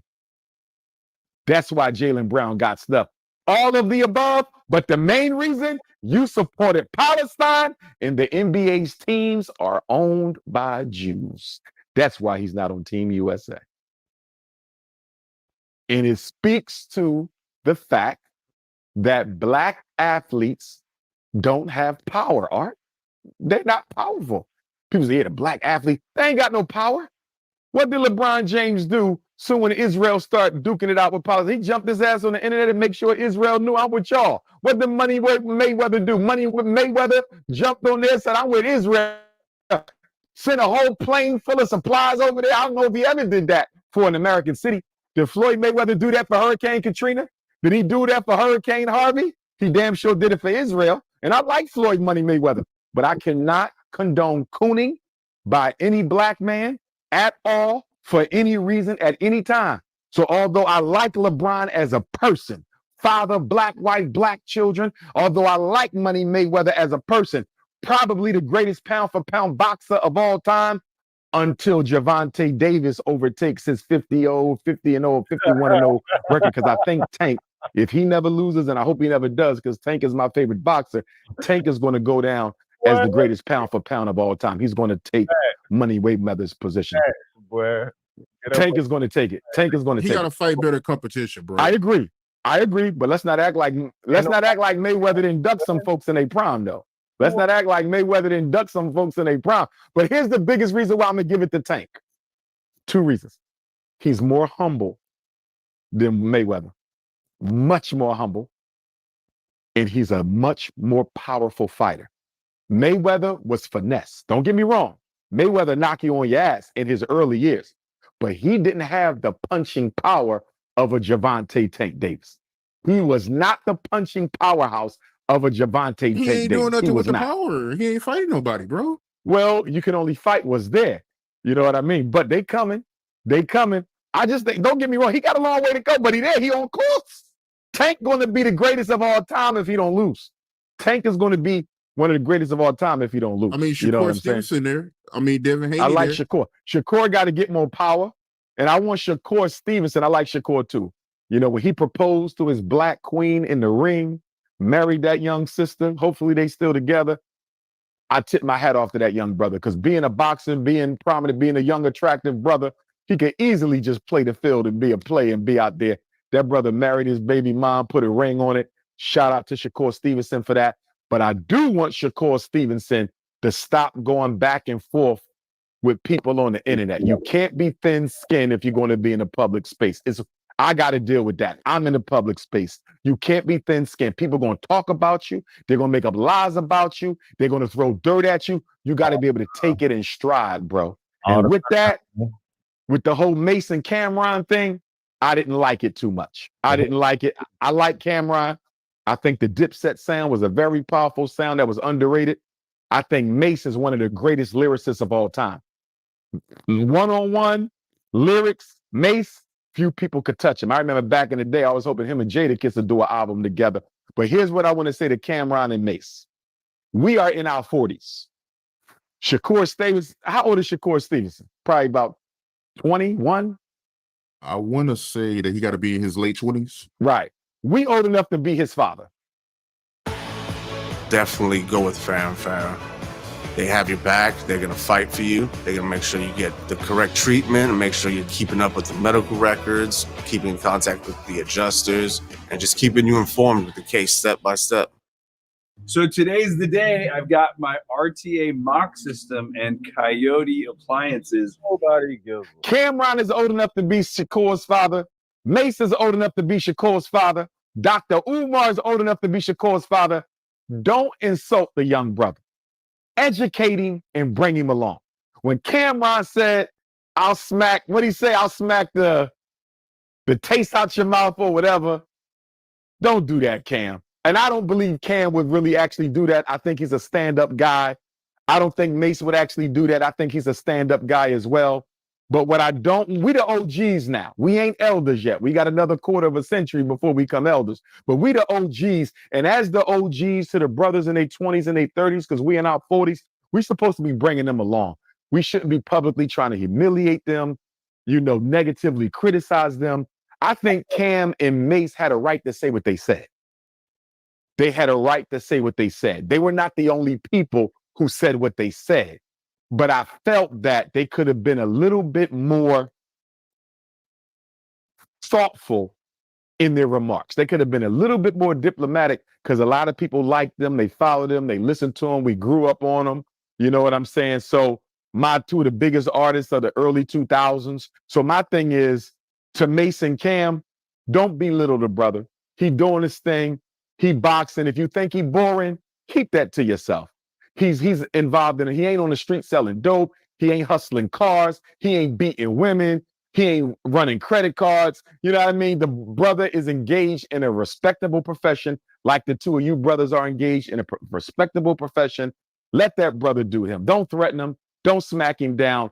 Big him up. I would just wish that Cam and Mace don't go there with the next generation, man. They should be looking up to us. They should be coming to us. We should not be publicly humiliating our brothers. And Shakur shouldn't be going back and forth with me, because if you're going to threaten somebody older than you who got some street experience, you know what I mean? You can't be upset when they clap back at you. My whole thing with Shakur, with Jay Prince, with Mason Cam, let's just keep it on social media, keep it fun. You know what I mean? Let nobody get, take it personal. Let's not get out of character. Let's not let our egos run away from us. And let's just let the situation simmer down, because I don't want that to go somewhere where it don't have to go. Just let the young brother do him. And I do think Tank needs to fight the brother, though. Tank needs to get a brother a box. He been asking, he been begging. I think he got to fight Lomachenko next. That's going to be a fight. But I heard Lomachenko might sit down for Tank to take on Shakur Stevenson. If that's the case, Tank, get a brother a fight. But I got to say this to Shakur, though. Tank is probably the face of boxing right now. He is. You can't talk trash on the face of boxing and expect him to throw you an olive branch. So this is my criticism for Shakur Stevenson. You can't be talking reckless about Tank when Tank is the one who's going to decide if you ever see him inside the ring, bro. See, Shakur won it both ways. He talking shit on Tank, and he want Tank to give him a payday and a chance to take his belt. If you talking crap on me, why would I give you a chance to take me out in the ring? Remember when Muhammad Ali came to Philadelphia right here and asked Joe Frazier for a fight? Ali came to Frazier with humility. Ali came to Frazier as a friend. Ali came to Frazier as a colleague and a buddy. He didn't go on social media. Of course, they didn't have it back then, because I'm sure Ali would have been on it. But Ali didn't go to social media and try to embarrass Joe Frazier into a bout. He did a little of that, but they made that thing happen behind closed doors. Shakur needs to do the same thing with Tank. Stop beefing with him on media. Handle it like a gentleman. It's time. Sometimes it's time to be a gangster. Sometimes you got to be a gentleman. It's time to be a gentleman. And I want Mason Cam to remain the gentleman that they are, especially when dealing with our younger brothers. You gotta handle like a gentleman. Who's the best fighter that Gervonta fought? I think it'll be Lomachenko that I know of. I don't know every person. I don't know every person Tank fought. You know, I've seen a lot of his fights. I don't know everybody he fought, but to me, I feel Lomachenko is probably going to give him the best run. Who would you throw out there? I don't know his earlier fights. Who was some of those strong? That's the sad part. I guess the best fighter he fought was the pit bull dude, the Mexican guy. Yeah, the Cruz dude. I think that was the best one. I think that was the best one. I saw them highlights. That was a war. That was a war. Tank came out of that, but that was a war. That's the only person I can really name, bro. The dude not fighting. But here's the question, though. In Tank's defense, though, Art, who is he duck? Like, who should he be fighting? He should be fighting Devin Haney, Shakur Stevenson. I'm gonna be honest, and I like Devin Haney. Shout out to Devin Haney and his dad. He should be the fighter, no matter what Ryan Garcia did to him. I agree with you. Yeah, you still got to he get in the ring needs to with him, fight Devin. I agree with you. But Devin, honestly, why would I fight a nigga? He lost the fight to Lomachenko. The nigga I beat. And you know, I ain't never going against my race for nobody. You know what I'm saying? But if I'm gonna be honest, Lomachenko, I felt bested Devin in that fight. I really do. If I'm going to call a spade, I think Lomachenko bested Devin. And, you know, so with that being said, you know, I'm still Devin, you know, I'm still glad Devin undefeated or whatnot. But if I'm going to call a spade, I think Lomachenko edged him. Devin got to do a little better with his prep. He got to do a little better with his prep. I'm not going to fault him too much with the Ryan Garcia. You know, because he was taking steroids or whatever he was taking. Clearly something was going on. You could tell. You know what I mean? So I'm glad he still got his clean record, but I need Devin and his dad focus a little less on social media and get ready because you got some wars coming. You know what I mean? If you're going to get in there with Tank, you got some wars coming. And right now, I can't take Devin over Tank. I can't take Shakur over Tank either. But because I'm a fan of all three of them young brothers, I'm a fan of Tank, I'm a fan of Devin, I'm a fan of Shakur Stevenson as well. Obviously, Tank being my favorite, you know what I'm saying? But I don't think Shakur or Devin are ready for Tank right now. I think they're doing too much social media and they need to get into that gym and get ready. Because when you go against Tank, you got to be ready. Tank is everything people say he is and then some. Get ready for that. Yeah, I respect it, man. Can't argue with that. And Kendrick, what was the issue with that? I know he had Canadians mad, right? Like, what was the issue with that? Yeah, man. I did an interview with some Canadian brothers the morning after the fake Trump assassination attempt.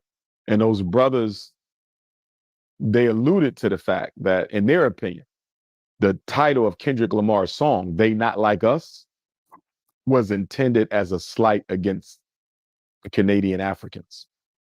I didn't believe that to be true because I don't believe Kendrick is that type of guy. You know, he's a very grassroots guy. You know, I don't think he's a Pan-Africanist per se, who's really focused on the unity of all African people across the world as I am. But I still believe Kendrick to be someone who, you know, believes in the respect, you know, that we should all have for each other as Black people around the world. So I don't think Kendrick was going at the entire Canadian African family, but they feel that way. And the reason they feel that way is in the comments. This is what they said. They said, if you go online, Dr. Umar, Twitter, Facebook, Instagram, if you look at the comments being made by American Africans about Canadian Africans in relation to the Kendrick Drake beef, they are attacking all of us as a people.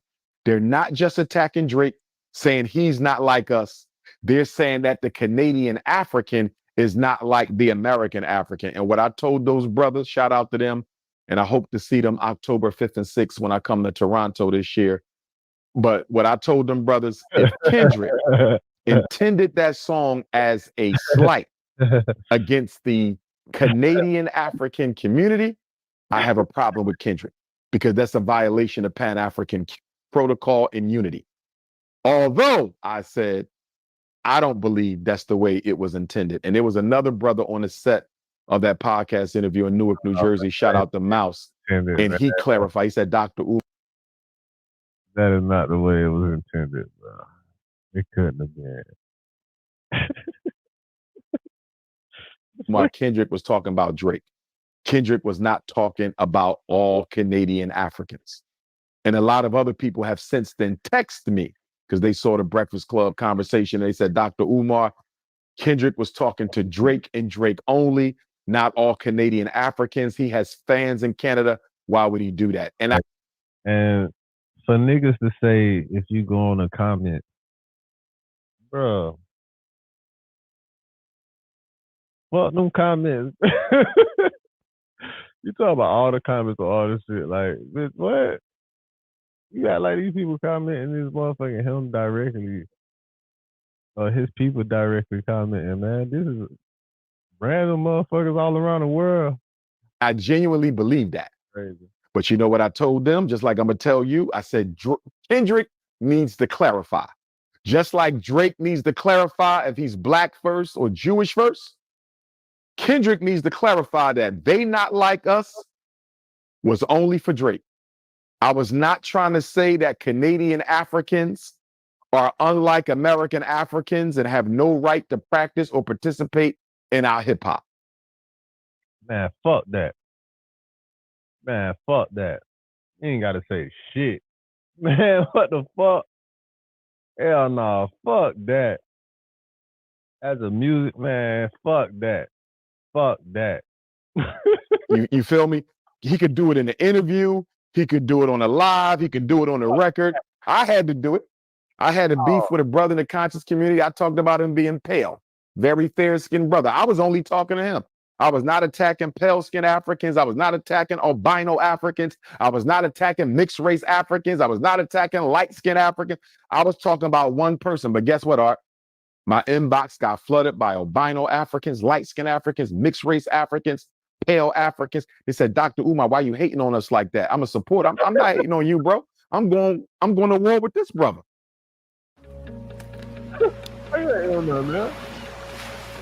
By 2050, there will be more plastic than fish in the oceans.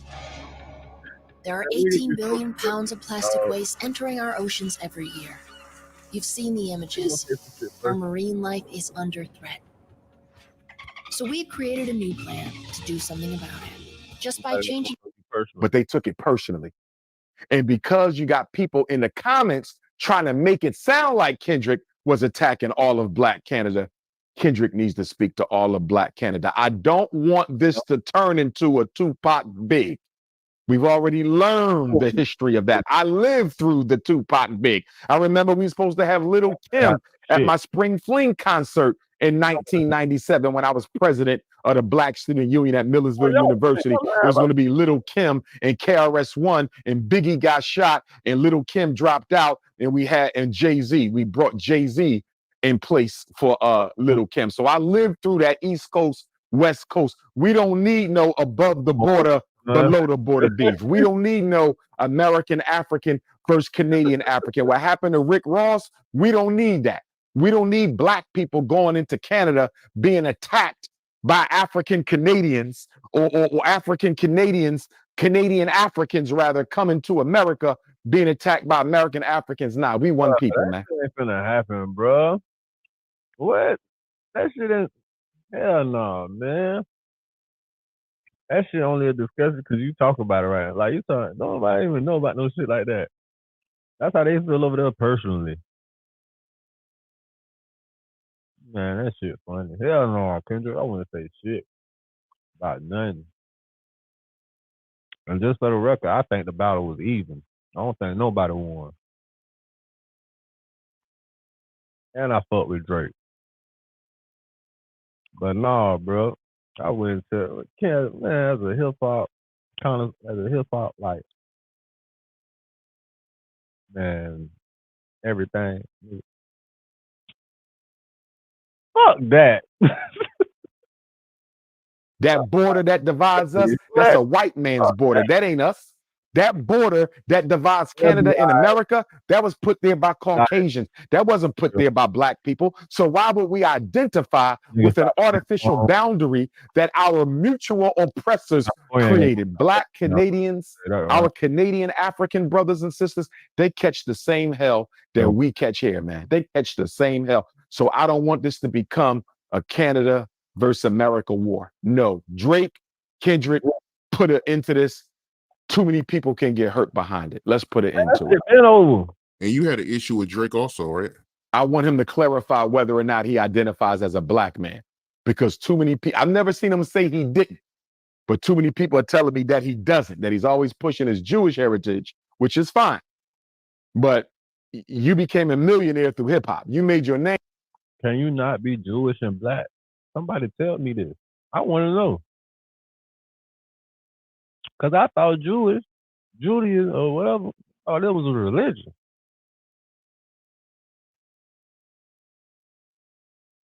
Whatever. Through hip hop. And as a result of that, you need to make sure that you black first. If you ain't black first, say that and let people decide if they still want to support you. But see, what I don't want is mixed race Africans who don't consider themselves black, whether that's Drake, whether that's Amber Rose, whether that's anybody else. I don't want any mixed race African who doesn't identify with us to do so only when it's Ain't Brandon T. Jackson, don't Brandon T. Jackson consider himself a goddamn black Jew or some shit? So you could be black, okay? Convenient for them to exploit the culture.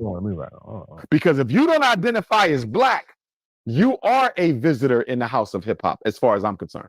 If you don't identify as black, you are a visitor in the house of hip hop. But I don't want to take it so far, Art, because even in that, there's a small contradiction, because Eminem and DJ Khaled clearly are not African. And they are not treated like visitors in the house of hip hop. They are treated like family. So if we're going to treat a pure white man, Eminem, and a pure Arab in DJ Khaled, if we're going to treat them like hip hop family, why do we have the issue with Drake and Amber Rose saying they're mixed race? I can't claim them if they identify as mixed race, because that's against what I stand for. I can't claim Drake and Amber Rose if they identify as mixed race, but hip hop should be able to, because after all, you got a white man and an Arab, DJ Khaled and Eminem, and y'all treat them like royalty. So don't do a double standard for Amber and don't do a double standard for Drake. What's good for the goose is good for the gander. If DJ Khaled and Eminem ain't got to be black to be considered hip hop family, Drake shouldn't have to be either. That's where I stand on it. Yeah, Drake. Yeah, you might be right about that. But I want to ask you about some comments that Ice Cube made about Diddy. Have you seen an interview where he said that Diddy is being targeted? You believe that? I did. And I just got invited to an interview by that very same gentleman who interviewed him. And I haven't made up my mind yet, Art, if I want to do interviews with Caucasians, because I really don't know what the agendas are. So, you know, I've been slow to move. I just got another interview from, what's his name? The gentleman who was sued because of the Sandy Hook situation. He made some claims that allegedly were proved not to be true. What is his name? The conspiracy, Alex Jones. Alex Jones, he just invited me to an interview too. But anyhow, Ice Cube said kind of what I've said earlier. Diddy don't go down without the blessing of the white power structure. He don't go down. What did Ice Cube say? Somebody up top, and I'm paraphrasing, had to push the buttons to set this domino effect in motion. Listen, everything R. Kelly been accused of, I don't support it, you don't support it. I don't condone it, you don't condone it. But it's everyday business in the music business. Everything Puffy been accused of, you don't support it, I don't support it. But guess what? It's everyday business in show business. So clearly, they not going down. Right now is this country. If this country descends into chaos, China runs the world. Does the power structure, does the secret before Mike, behind and before Kobe had his ankle never got messed up? He fight. He should be fighting Devin Haney. Shakur. People are telling me that he doesn't, that he's always pushing his Jewish heritage, which is fine. Just invited me to an interview too. But anyhow, Ice Cube said kind of what I've said earlier. Diddy don't go down without the blessing of the white power structure. He don't go down. What did Ice Cube say? Somebody up top, and I'm paraphrasing, had to push the buttons to set this domino effect in motion. Listen, everything R. Kelly been accused of, I don't support it, you don't support it. I don't condone it, you don't condone it. But it's everyday business in the music business. Everything Puffy been accused of, you don't support it, I don't support it. But guess what? It's everyday business in show business. So clearly, they not going down for that. What Bill Cosby was accused of, it's everyday business in show business. That means what? That means they didn't go down because of that. Because a lot of people do that on a regular basis who themselves were not exposed. So Ice Cube is right. I believe Diddy went down because he sued the parent company of his liquor label for not properly promoting, marketing, and advertising his liquor brand. He accused them of racism. And I think they picked up the phone and called some white people who called some white people and said, Diddy is getting beside himself. He forgot who's really in charge. Sean Puffy Combs thinks he's a boss. And guess what we about to do? He's no longer musically relevant anyway. He ain't had a hit in I don't know how long. He ain't brought us another B.I.G. or Faith Evans. We don't know in how long. Guess what? Smack that nigga on the back of his head and let him know he is not a part of the white power structure, and they brought him down. Sean Puffy Combs does not fall from grace without the approval of the power structure. Ice Cube knows it. Ice Cube was around for the Eazy-E situation. He was close enough to the Tupac situation. Ice Cube been in the music business, the acting business. He know how this game go. You don't fall. Ice Cube told y'all niggas the same motherfuckers that own the prisons own the record labels. The same motherfuckers own the record labels own the prisons, nigga. Brainwashing y'all motherfuckers. Brainwashing your kids, nigga. Making money in 3 ways. And when that shit made me think like, damn. Do these motherfuckers own the funeral homes, the business behind funeral homes, the business behind great? Like, that shit probably go deeper than niggas even think, bro. Unless the power structure wants you to fall. Ice Cube was dead right on Sean Puffy Combs. Now, I heard somebody say, Puffy said, allegedly, because I didn't hear Puff. They said Puffy gonna start naming names and telling on other people. Here's what I want to say to my brother, Sean Puffy Combs, whose behavior I do not condone. And I pray to God he didn't have nothing to do with Tupac and Big's assassination, although logic seems to suggest otherwise. Sean Puffy Combs, please don't start going around talking about you telling on white higher-ups. If you think you're going to expose white elites, you're going to end up like Jerry Epstein. Jerry Epstein made the same threat. Jerry Epstein said he was not going to go down alone. And the next thing you know, they took his life and blamed it on the suicide.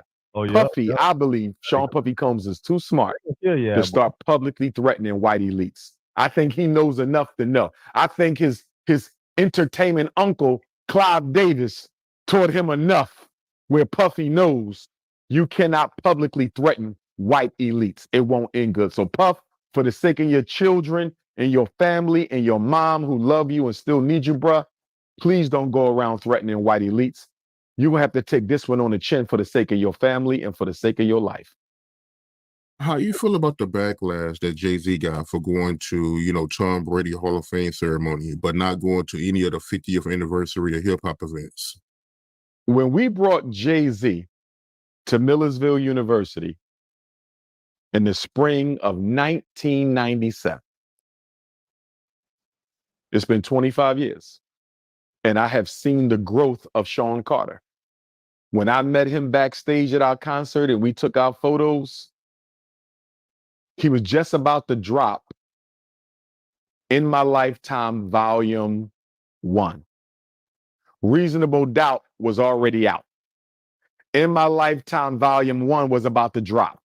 That's when he did our concert. He opened up for KRS-One, who had just dropped Step Into My World. That was the hot song at the time. I followed Jay-Z since meeting him that night. And I've seen his growth and his expansion. And I think Mr. Sean Carter would have to agree with me. If it wasn't for hip hop, music, and culture, he might not be the mega star, mega billionaire that he is. Therefore, I would have to agree that the criticism against Jay-Z is well earned. You have no right honoring a white man, Tom Brady, who's never done anything of significance for the black community, and the NFL, who has destroyed black men's careers, Colin Kaepernick included, and continues to do so. You had no right celebrating Tom Brady's NFL career and at the same time not perform at the 50th anniversary of hip hop. You know it's all about money today, man. You got to know it's about the money. You really If we stay here, we die. Because guess what, Art? Most of us will not be around at the 100th anniversary of hip hop. If you're in your 40s, you'll be 100 years old or almost so when the centennial hip hop celebration come around. So this was really Jay-Z's only moment to really honor the culture at the time the culture was being celebrated. And I believe Jay-Z owed it to hip hop to perform at the 50th anniversary. I do believe he was wrong. I'm not canceling him. I'm not throwing him under the bus because I do think him and Beyonce does a lot more than a lot of these other celebrities. I'll give them that. They do a lot more than a lot of these other celebrities, you know, but he was wrong for that. If you're going to celebrate the white man, you should have came and celebrate the black man. And I just hope Jay-Z isn't suffering from black male narcissism. You know, we get successful as black men, Art, and we start thinking we God, and we start thinking we're better than other blacks, and we're too good to be around other blacks. So I hope Mr. Sean Carter remembers his roots in the Massey projects in Brooklyn, and I hope he remembers, you know, everything he had to go through to get to where he is, and that he hasn't forgotten where he comes from. He should have performed. And I'm gonna say this: he can make it right. He can make it right. He needs to do a performance, a concert, a free concert. That's what he needs to do. He needs to do a free concert for all hip hop heads in celebration of the 50th anniversary of hip hop. It'll be 51 now soon, but he can still make it right. It ain't too late for him to make it right. But was he wrong for celebrating Tom Brady and not celebrating 50 years of hip hop? You damn straight he wrong. Look at all the people who paved the way for Jay-Z, from Big Daddy Kane, you know what I mean, to LL. Self, you know, Jay-Z, like all of us, wherever we are, if you're black and successful, you standing on a lot of shoulders. You know, a lot of people helped Jay-Z get where he got, and for him not to come and pay homage, that was wrong. That's just like if there's a celebration of black consciousness and they invite Dr. Umar to come, being the most prominent black consciousness voice in the world, and I don't go. The only way I could justify it, Art, in Jay-Z's possible defense, if he wanted to do it, and they was somehow disrespecting him or undermining him, or the people in charge was enemies of his and his ops, or he didn't feel comfortable, if he thought it was a setup, you do have to allow a person to tell their truth. Jay-Z may have an explanation for why he wasn't there. So I do want to grant him that consideration. I do want to grant Jay-Z that consideration. But even with that being said, Art, Jay-Z owes it to the black community and the hip hop community in particular. He owes them an explanation as to why he didn't show. And if he says, I don't owe anybody an explanation, then that's clearly a classic case of narcissism. And I would lose a lot of respect for him. And so would a lot of other people if he says, I'm not going to tell why, because I don't owe nobody an explanation. You wouldn't be a billionaire without black music. You owe us an explanation, brother.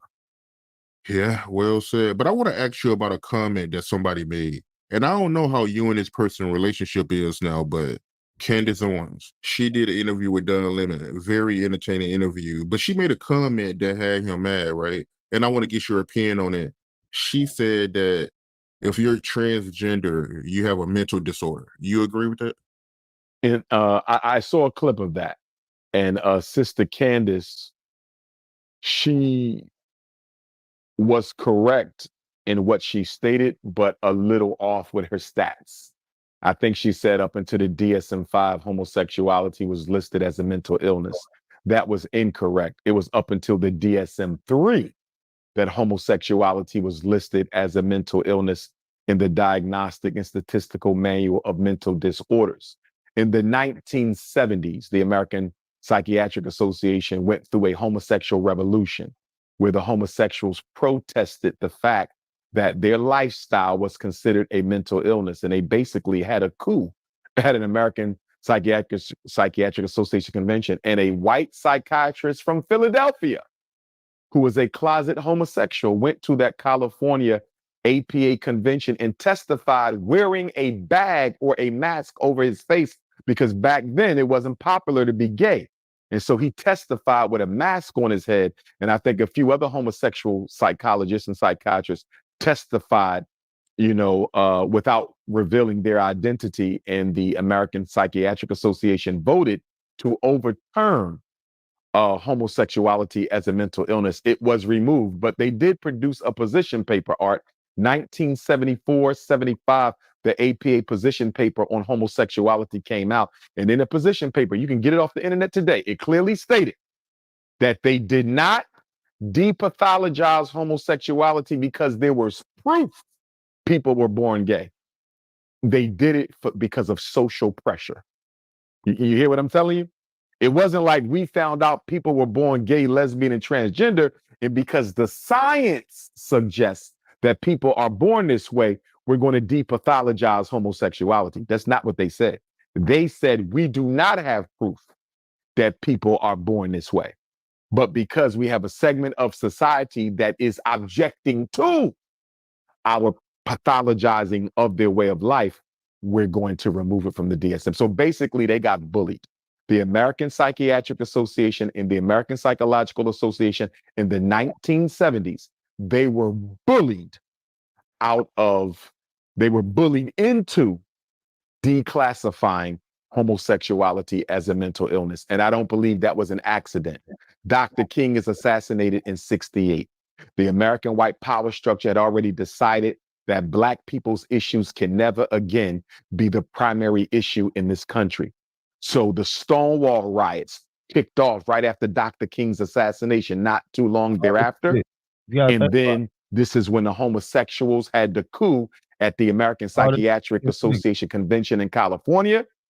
And I personally believe the reason homosexuality was declassified as a disorder or depathologized as a disorder is because they was going to use it to block out the Black agenda and push a gay agenda over a Black agenda, because most homosexuals in America are still what are white racists, privileged white racists. So if we're going to have a minority issue, it's going to be one that is championed by privileged white people, and it's going to be a minority issue that benefits privileged white people. And if anybody disagrees with me that homosexuality was depathologized in the early 70s so it could be used to suffocate the Black agenda, why did the U.S. Congress, the Republicans in particular, why did they require that the Democrats in Congress add the words sexual orientation and gender to the 1964 Civil Rights Bill, Art? The Republicans told the Democrats, if you do not add sexual orientation as a protected category in the 1964 Civil Rights Bill, we will not pass it.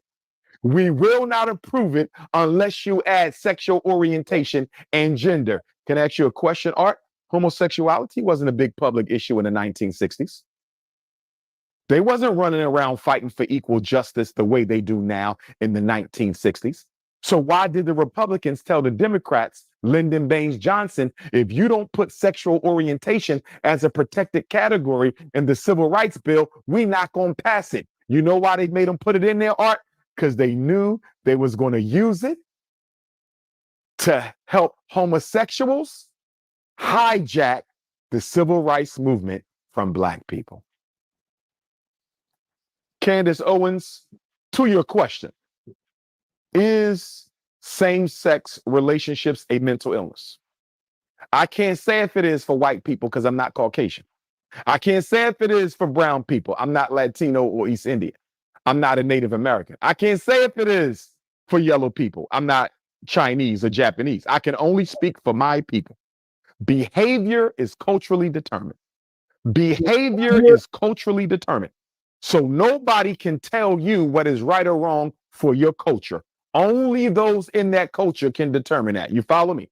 Fact. So for African people, Okay, then. coming from an African cultural foundation, All right, well, let me hear it. same-sex relationships or the attempt to transform yourself in the opposite gender categorically goes against everything African culture stands for. Everything. We believe that when we are in heaven, we are assigned a gender for this incarnation. That gender is consistent with our destiny and our purpose and our mission in this life. And we have no right to tamper with the gender that God assigned to us. You being a man. Again. Hold on. Say it louder for the motherfuckers that ain't jump in this bitch. It's part of the mission you got to fulfill. You being a woman is part of your destiny you have to fulfill. So if God made you a man on purpose, if God made you a woman on purpose, and your mission, your soul, your destiny is attached to that purpose, right? How can you then say, I want to be a woman? You know why they made them put it in there, Art? Because they knew they was going to use it to help homosexuals hijack the civil rights movement from Black people. Candace Owens, to your question, is same-sex relationships a mental illness? I can't say if it is for white people because I'm not Caucasian. I can't say if it is for brown people. I'm not Latino or East Indian. I'm not a Native American. I can't say if it is for yellow people. I'm not Chinese or Japanese. I can only speak for my people. Behavior is culturally determined. Behavior is culturally determined. So nobody can tell you what is right or wrong for your culture. Only those in that culture can determine that. You follow me? So for African people, coming from an African cultural foundation, same-sex relationships or the attempt to transform yourself in the opposite gender categorically goes against everything African culture stands for. We believe that when we are in heaven, we are assigned a gender for this incarnation. That gender is consistent with our destiny and our purpose and our mission in this life. And we have no right to tamper with the gender that God assigned to us. You being a man is part of the mission you got to fulfill. You being a woman is part of your destiny you have to fulfill. So if God made you a man on purpose, if God made you a woman on purpose, and your mission, your soul, your destiny is attached to that purpose, how can you then say, I want to be a woman and not be out of divine order? How can you then? And you might not know, they're trying to include women in the draft if we end up going to war. Now, mainly, I figured that was because of this shit like this, like motherfuckers that change their gender, try to get out of going to war. But them gonna be the ones, them gonna be the women that they call. And say, I want to be a man and not be out of divine order. So to Candace's point, I would agree in principle. It is a spiritual deficiency. It is a spiritual possession. It is without question a psychological imbalance for an African person to want to live as an artificial man when they are a biological woman, or live as an artificial woman when they are a biological man, or want to have romantic relations with someone of the same gender. I did not say I want to see them hurt, because I don't. I did not say I want them deprived of the right to vote, to live, to work, to buy a house, because I don't.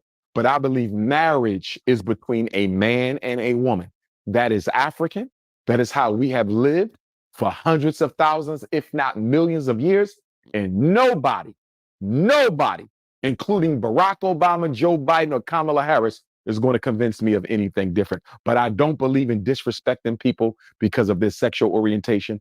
I don't wish hurt or harm against anyone because of their sexual orientation. But do I believe they have a right to get married? I absolutely do not. Do I believe they have a right to adopt Black children? Absolutely, I do not.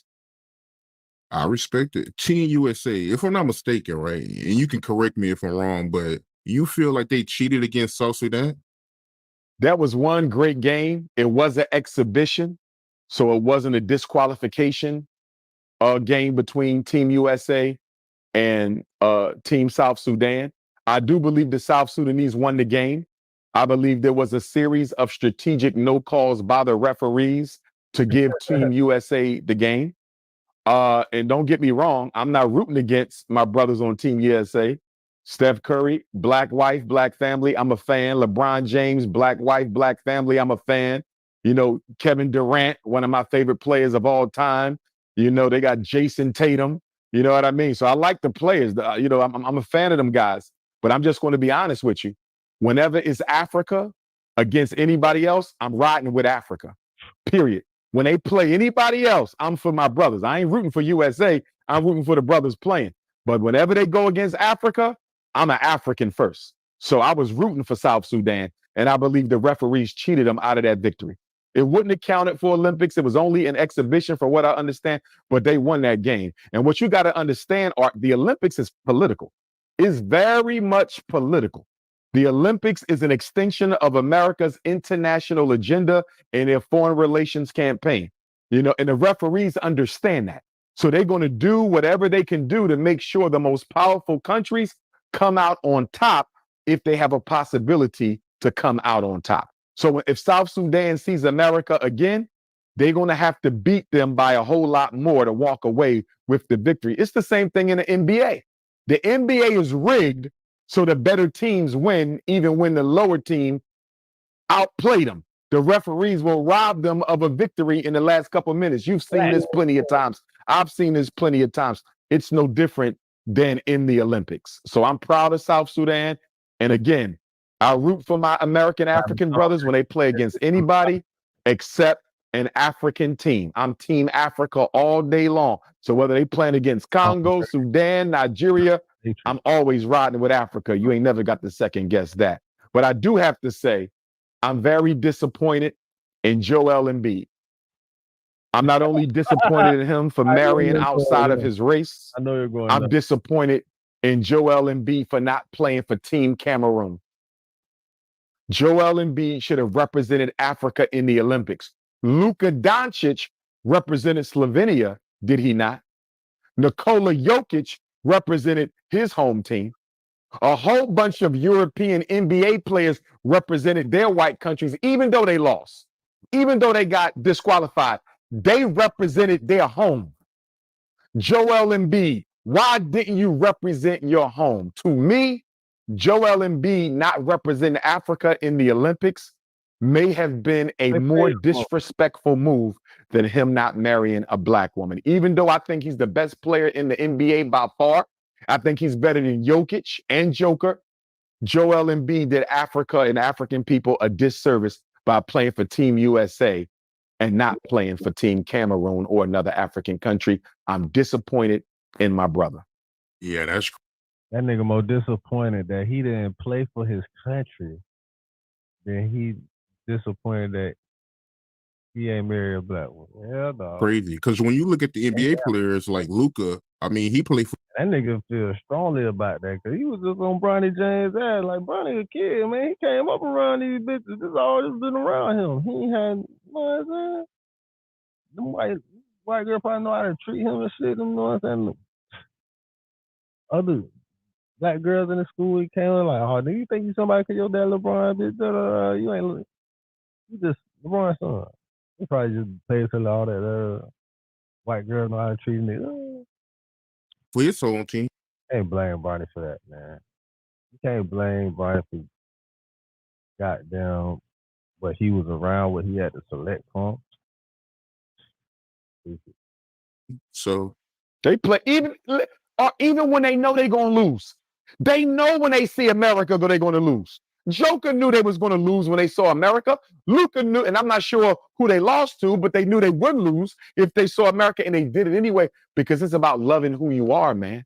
It's about loving who you are. Joel Embiid from Cameroon, your talent come from Africa. Your ancestry, your DNA, all of that's Africa. LeBron James don't know where his ancestry came from. Steph Curry, Jason Tatum, they don't know. Anthony Edwards, they don't know where their Drew Holiday, Bunny Hopper, they don't know where their talent came from. But you do. You know exactly where you're from, and you still didn't play for the home team. I'm not going to disrespect him, but I'm very disappointed in Joel Embiid for not playing for Africa. That nigga just said some shit, bro. He just said some shit. Niggas don't even think about it like that either. Nigga, you don't even know where your DNA come from. You don't even know where your ancestry come from, nigga. You don't even know, like, what your DNA made up of. Like,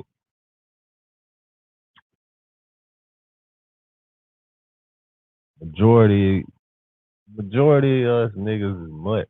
Nigga, and you don't even know it. Mixed with all type of shit. Africa in the Olympics.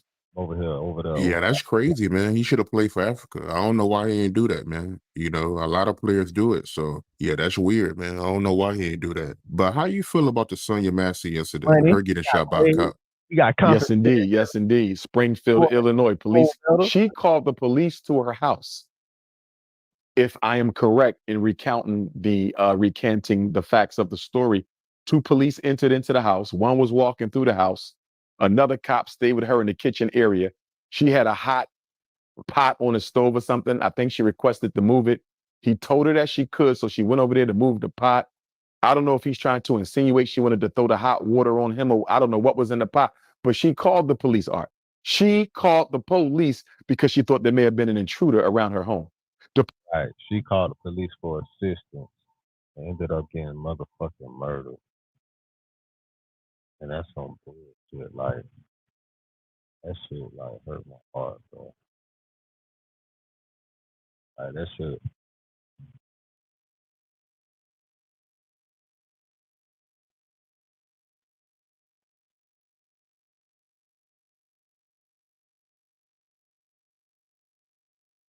I got a little homie died from the headshot.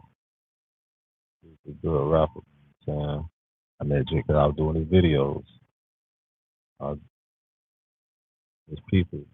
Some used to call me to come do their videos. Put them niggas up.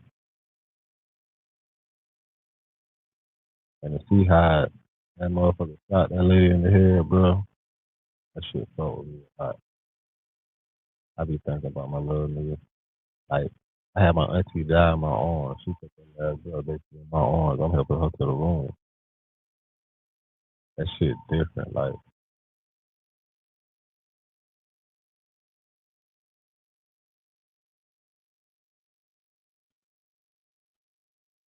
shit like that just be evil. And, like, people's, like, I couldn't imagine that being my people, bro. Police come to the home. The cop shot her in her face 3 times. I don't know if all 3 shots was to the face, but one of them was shot her point blank in her face in her home. He didn't have his body cam on. The other cop who was with him had his body cam on. So he thought he was probably going to lie and say she threatened me or threatened to throw what was ever on the pot on me. I think he had an alibi set up, Art.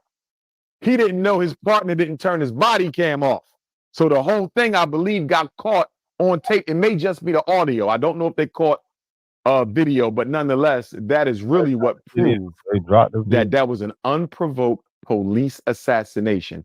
And that's why, Art, I go back to the George Floyd police reform bill. I go back to Donald Trump wanting to give police absolute immunity. I go back to the fact Joe Biden hasn't given us a single anti-Black hate bill yet. The Emmett Till anti-lynching bill, soft as butter. You couldn't even use it to lock up a kitten. You know, we don't have nothing protecting us from these killer police, but I'm supposed to vote for Kamala Harris? I'm supposed to vote for Donald Trump when neither one of them has said anything about protecting Black life? You out of your mind. You out of your mind. I wish I would dishonor my ancestors and vote for someone who has not unequivocally made it clear to the world that I defend Black life. Anybody running for any office that doesn't unequivocally declare in public that I stand for Black Lives Matter, not the organization, the movement, I can't stand for them. I can't stand for them. I'm not talking about them sisters. I'm talking about the Black Lives Matter movement that was born on the streets that they took the name from and made an organization to hustle with. I ain't talking about them. I'm talking about us. Until Kamala Harris, Joe Biden, Barack Obama, Donald Trump show me that Black Lives Matter, I will never give them a Black vote. If my life don't matter, how the hell my vote gonna matter? Yeah, that's real talk. But that Sonya Massey incident, man, was heartbreaking, man. Real heartbreaking. But I want to ask you, because you was telling me about it before the interview, Shannon Sharp. Do you feel like he was canceled by the elites? Wow. Well, what's happening right now, Shannon Sharp, Snow Bunny Shannon Sharp, you know, he has a podcast. And he interviewed Cat Williams, who I think is probably one of the top 3 funniest men alive. And Cat Williams exposed everybody. Shannon Sharp played the whole interview. Before Shannon Sharp interviewed Cat Williams, he interviewed Steve Harvey. And Steve Harvey coming on Shannon Sharp's platform was kind of a big deal. Steve Harvey felt, Oprah felt, D.L. Hughley felt that Shannon Sharp should have been a little bit more protective of the reputations of the persons discussed on his platform. And he was not so when interviewing Cat Williams, and he has not been so when interviewing other people as well. Shannon Sharp broke the Hollywood rule. And what is the Hollywood rule, Art? When you discuss Black celebrities as a celebrity, you never let nobody give up our most intimate secrets. You're supposed to protect our secrets from being exposed to the world. Shannon Sharp, 3-time NFL Super Bowl winner, NFL Hall of Famer, in my opinion, greatest tight end of all time. Shannon Sharp, as a celebrity, Art, is supposed to know better. Shannon, you can't let Cat Williams go in on Steve Harvey. Steve Harvey is an A-list celebrity. You can't let Cat Williams go in on Oprah. Oprah is an A-list celebrity. You can't let Monique go in on Oprah and Steve. They're A-list celebrities. Shannon Sharp broke the one rule that is unforgivable by celebrities in show business. You never expose or reveal our privations and Hollywood secrets to the public. Steve Harvey violated that rule. And as a result of that, a lot of celebrities are being told not to interview with Shannon Sharp. Not Stephen, Shannon Sharp violated the rule. A lot of celebrities are being told not to interview with Shannon Sharp. A lot of his guests are canceling their interviews because they don't want to get blacklisted by Oprah.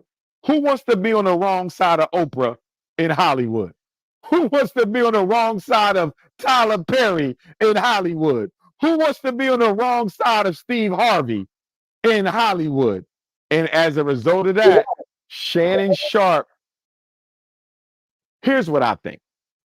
I don't think they could cancel Shannon Sharp. You know why? He's too popular with everyday Black people. Shannon Sharp's audience. He popping now, bitch. You can't block that. And it's not even Cat Williams. It was Monique coming on after. That was the real issue. It was Monique coming on after him. Let's keep it real. It was Cat Williams popped it off. Monique came and sealed it off if they is trying to do something to blackball that boy Shannon Sharp. But man, the niggas already got them gonna view that anyway. If you just had Meg on his shit, you got everybody who Chris. Man, come on. Ain't nobody giving a fuck about that for real. Bitches going to club shit. Is amongst the people in the community. Don't get me wrong. Shannon Sharpe is bougie. He's not about the grassroots struggle. If he was, he would date black women, and he doesn't. So Shannon Sharpe is not no freedom fighter. Don't get me wrong. But his audience is the everyday black community. So how can Oprah cancel that? How can Tyler cancel that? They can stop him from getting A-list interviews. Oh, you can believe that. They're going to stop him from getting A-list interviews. But I don't think they can stop the momentum of his platform. Congrats to my brother. I like to see black men do well. Shannon Sharpe has one of the more popular platforms. You have one of the more popular platforms. He's going to continue to grow, and I want to continue to see that. And to be honest with you, my advice for Shannon Sharpe, after I tell him he needs to date black women, my advice for Shannon Sharpe, embrace the role as boogeyman. If they want to label Shannon Sharpe the Hollywood boogeyman, embrace it. If I was Shannon Sharpe, I'm not complaining. Oprah, Tyler, DL, Steve, y'all want to make me the Hollywood boogeyman, the black entertainment elite boogeyman? So be it. I'm bringing everybody on here who want to expose y'all secrets since y'all want to get down like that. But he do. Because he keeps saying DL. And the only people that went against all of them was Monique. Cat Williams told you himself, no DL, usually slander will be tolerated. You got to be careful though, Art, because you know they play dirty at that level. They play dirty at that level. Oprah, she's in them circles. Tyler, he's probably in them circles. Steve Harvey, he's almost in them circles. So he still got to be safe because he don't want this to turn into something that he can't control. But as I've done, I've embraced my boogeyman status. They want to make me the special education boogeyman. They want to make me the interracial dating boogeyman. They want to make me the white supremacy boogeyman. I'm all for it. But see, my life was always about this. I was an activist since the 4th grade. I'm about this since I was 9. You feel me? Shannon Sharpe ain't no activist. He's very much about his Hollywood privilege. He's very much about his entertainment privilege. I don't live that life. I just so happens I'm an activist who's as popular as an entertainer, but I'm not an entertainer. So the question comes down to how far does Shannon Sharpe want to go? But if I'm Shannon Sharpe, I'm stepping into the role as Black Hollywood boogeyman. And if y'all wanna blacklist me, I'm going to interview everybody who got some tea to spill on y'all nickels. That's how I would come at it. But I don't know if Shannon Sharpe is built like that. The black elite of the entertainment industry, they want Shannon Sharpe canceled, at least his podcast. You know, they're not saying doing nothing to him personally, but they want the podcast canceled. And I believe they tried to get it taken off YouTube for slanderous accusations and they use Cat Williams content to make a complaint against YouTube that Shannon Sharpe's page should be taken down because he's allowing people to come on there and slander people of high standing in society with baseless allegations and accusations. So he got to be, you know what Shannon got to start doing? He's going to have to start pushing back with some clarifying questions, Art. You know what I mean? Like, you can't just let them go like that if they slandering somebody. You know, you push back. I don't believe Cat Williams told a single lie. I don't think he told a single lie. But you got to push back so you can at least give the appearance of objectivity so they can back up off you a little bit. Because like Shannon said, everybody else on YouTube is talking about y'all. What's the problem with me talking about y'all? The pass usually is for them because they comedians. When you interview a comedian, they usually get passed because it's like comedy. Ha ha, I'm just comedian. That usually be their passes. So I don't know why the fuck they could do that. Like I said, I don't think it was Cat Williams. I definitely believe it was more Monique shit than Cat. Yeah. You know what the problem is, Shannon? You were part of the entertainment elite. You're not supposed to be exposing the other black entertainers. You follow me? Shannon Sharpe, it would be okay if you was doing that, Art. You're not a part of the entertainment elite. You are a part of the entertainment elite, Shannon. You're not supposed to behave like that. Shannon Sharpe broke the rules, bro. You can't break them rules. And now he may not never get another big name You know, he was on his way to getting everybody. But life after Cat Williams for Shannon Sharpe might be quite different than life before Cat Williams. Yeah, I think he'll survive it, though. I think he'll survive it because he has a strong black community following. Ain't nothing they can do with that. Even if YouTube kick him off, he could go on another platform and bring his millions over there. I think he good. I think he good. He's just going to lose out on some of them big interviews he wanted to get, but it'll blow over. You know what I mean? He can still get some of them big names, but it might take him 2 years now. He ain't getting them interviews next month. I can tell you that. On your BET Awards, man. I want to get your opinion on BET Awards, man. Do you think the BET Awards show black people in a bad light? I didn't watch it because I'm usually disgusted. All I see with the BET Awards, like all I've seen from hip hop these past 50 years, or most of these past 50 years, at least the past 30, is a showcase of conspicuous consumption, European buffoonery, sexual exploitation, sexual objectification, black on black male violence. The worst aspects of Black America are glamorized and popularized by hip hop and by the BET Awards. I don't watch it, and I wouldn't want my child to watch it. And it just bothers me that black people are still helping white people make us look like a fool. Bob Johnson sold BET to Viacom for $2 billion 24 years ago, I believe it was. So BET is a white corporation that specializes in making black people looking like idiots. And I'm sick and tired of us participating in it. So I didn't watch it. I couldn't tell you what happened. I know that they celebrated OJ, and I'm not against that because who still even watches BET? Like, who still watches TV? I don't even watch TV. I be right here on the computer, on YouTube, on my phone, on YouTube, on Instagram. Nobody even. I don't watch TV. Cancel your fucking cable, man. Don't take that TV off your spectrum, man. Cancel that shit. because you're celebrating a man's talent. But to Stephen A. Smith's point, and I do agree with Stephen A. Smith on this point, OJ never claimed to be back. He's claimed to be black. He said, I'm not black, I'm OJ. Okay, which was definitely a smack in our faces because he came crawling back to us when he had to go on trial.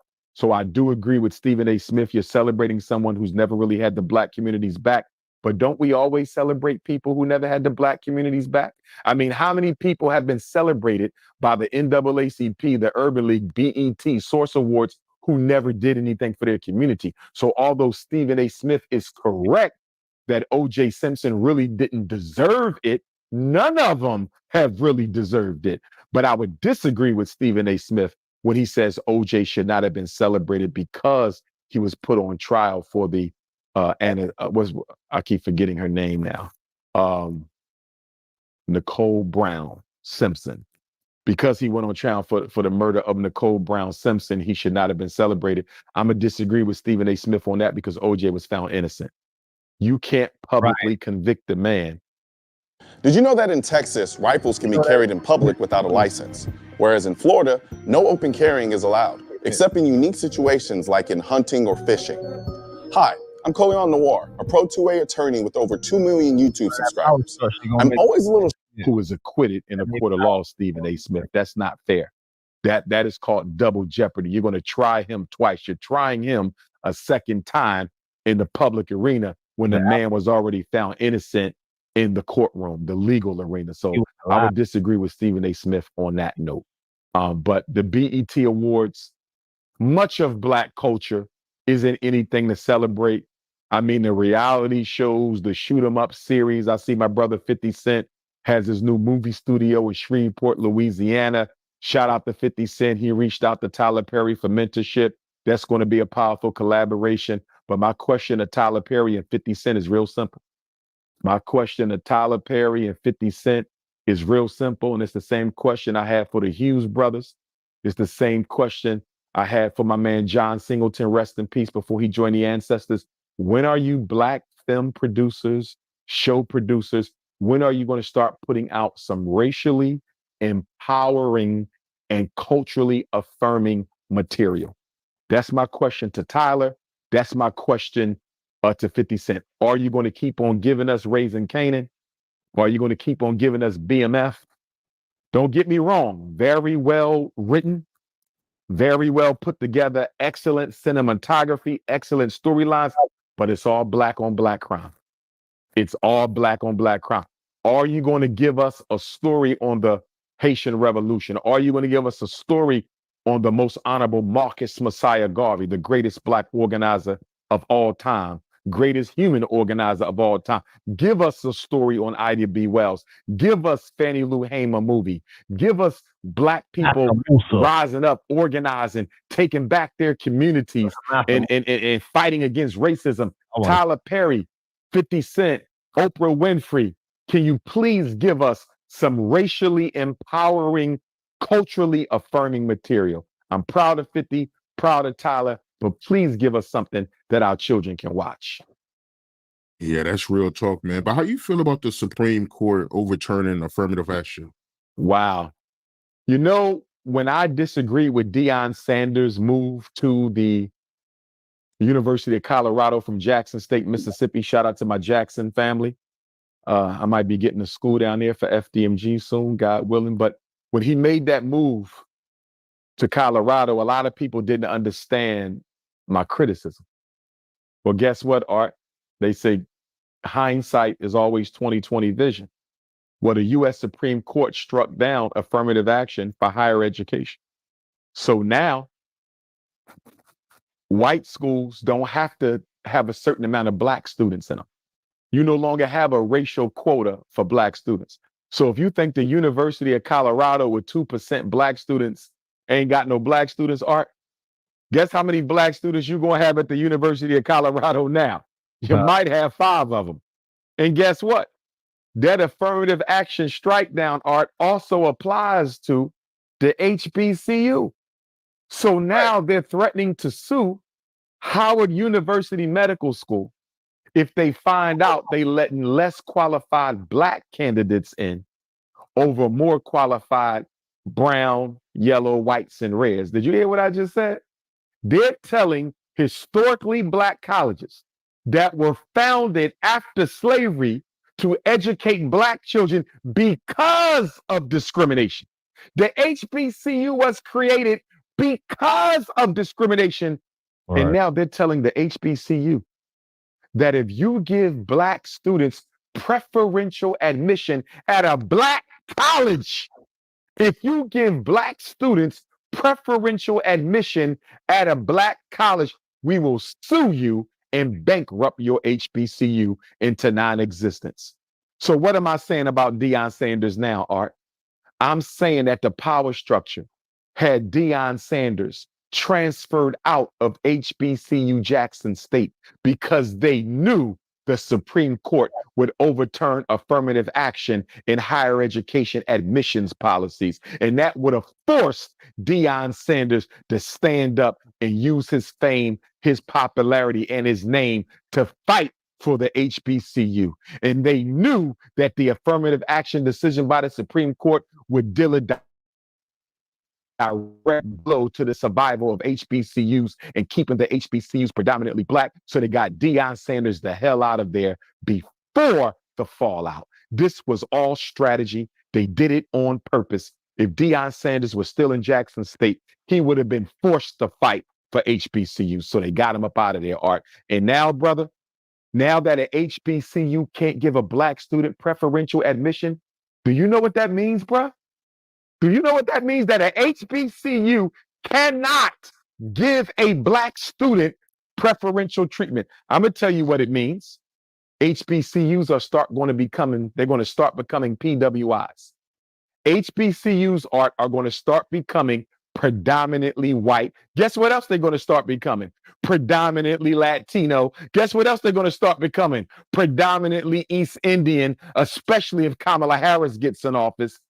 They're going to become predominantly Native American, predominantly Asian, brother.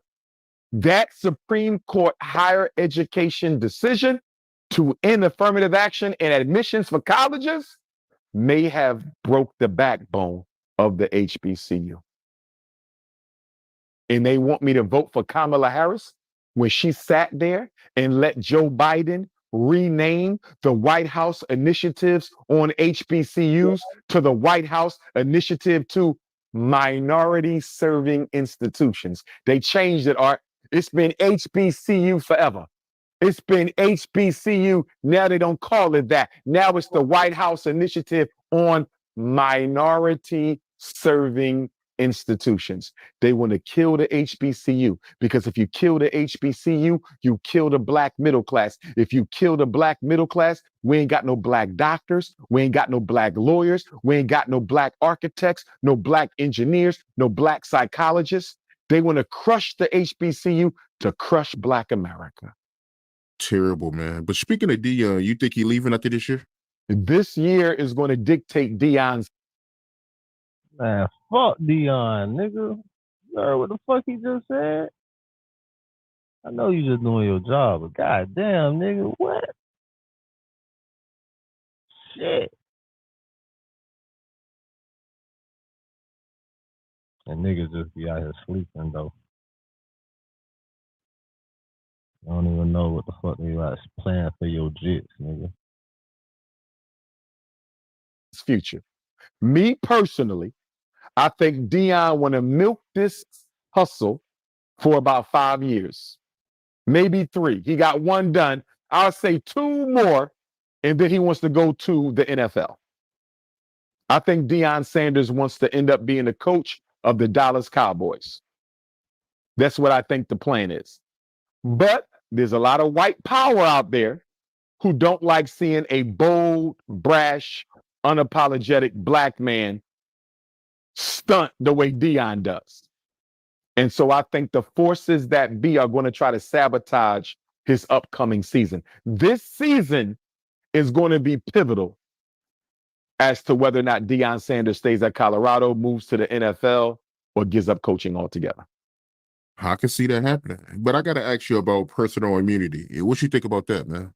The Supreme Court, to help Donald Trump, because he appointed about 2 or 3 of them, right? They voted that a sitting U.S. president has absolute immunity from any decisions or actions he carries out in the fulfillment of his constitutionally protected duties. You know what that means? Nothing a sitting president does to black people, if he does it in the act of office, can he be criminally prosecuted for it? And this is what I'm going to say to you, Art. I don't think they put that in place unless they plan on doing some real terrible things to black people. Do you feel me? I don't think that they didn't do that just to save Donald Trump from going to jail. They didn't do that just to save Donald Trump from prosecution. Because remember, that decision will hold for every president in perpetuity. If Kamala wins, she has absolute immunity. So this ain't just about Donald Trump. This is about the U.S. president at a time when they're trying to get rid of black people, at a time when they've made so many people take the COVID vaccination. I believe part of the presidential immunity has to do with the COVID vaccination, all the people who died from it, and all the new diseases they're about to come out with. Remember, Bill Gates said there's going to be another epidemic worse than COVID. Bill Gates said there's another epidemic coming worse than COVID. So they need the presidential immunity in place to make sure the president cannot be held accountable for all the mass casualties that are going to happen, God forbid, with this next epidemic or any other campaign of destruction against American people or the American African people. Oh, they getting ready, brother. They getting ready. I don't care who wins the White House. It's going to be hell for black people in the next election. So we all need to be going to Chicago August 19th, brother. Did you know that in Texas, rifles can be carried in public without a license? Whereas in Florida, no open carrying is allowed, except in unique situations like in hunting or fishing. Hi, I'm R.N.R, a Pro 2A attorney. All of Black America, I'm serious, 50 million Africans. And when I say African, I'm not leaving out my immigrant brothers and sisters. 50 million American Africans need to descend on Chicago, Illinois. We need to protest. We need to march. We need to disrupt Democratic Party convention sessions. Because, brother, whoever gets that next White House, these next 8 years for black folks, is going to be hell. I'm going to give you a prediction, Art. We will celebrate the bicentennial of the Nat Turner Revolution on my birthday, August the 21st, 2031. 2031 is the bicentennial from 1831. We are in 2024. We have 7 years. That's basically the next 2 presidential terms. Those next 7 years will dictate whether or not black people in America become a permanent underclass. If we don't fix this in the next 7 critical years, the next 2 presidential administrations, we may be a permanent underclass, brother. So the Democratic Convention in Chicago is not just about Chicago.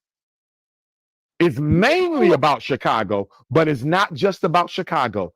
Philly, Baltimore, Miami, Detroit, Milwaukee, Omaha, Jackson, Mississippi, Little Rock, Dallas, Houston, Phoenix, Oakland, LA, Portland, Seattle, every black person, Brooklyn, Hartford, Connecticut, Providence, Rhode Island, we need to descend on Chicago like the Democratic Party has never seen. We need a protest and a disruption. We're going to have to disrupt that convention and force ourselves onto that convention floor like Bobby Seale did in 68 and like Fannie Lou Hamer did. What year did Fannie Lou Hamer do that at the Atlantic City Convention in 64? Fannie Lou Hamer did it in 64. Chairman Bobby Seale of the Black Panther Party did it in 68. And Black America needs to do it in 2024. I'm telling you, we cannot sit by and let them come to Chicago and not deal with the migrant crisis, not deal with miseducation, not deal with police brutality. The time is now.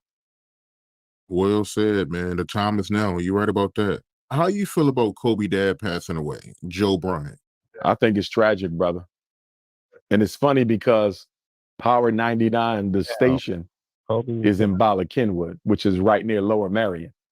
So I was right in Kobe's neighborhood. And of course, I've evaluated children at Lower Merion High School. So I've been in Kobe's alma mater. It's sad. His father died at 69. It's kind of young, Art. 69, an NBA legend. I think he died of a broken heart. I don't know the details. I'm just speculating. But for an NBA legend to be dead at 69, I ain't hear nobody say he had no chronic medical disease or nothing. I think the man died of a broken heart. He might have died of poverty. Here's my question for Vanessa. Are you going to pay for that man's homegoing ceremony? And don't get me wrong, I believe Shaquille O'Neal.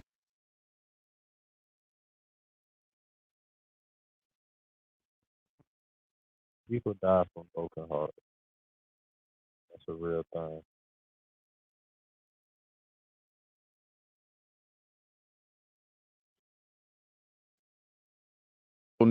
O'Neal and a lot of Kobe's friends and other stars, they're going to make sure his father get put away right. I absolutely believe that.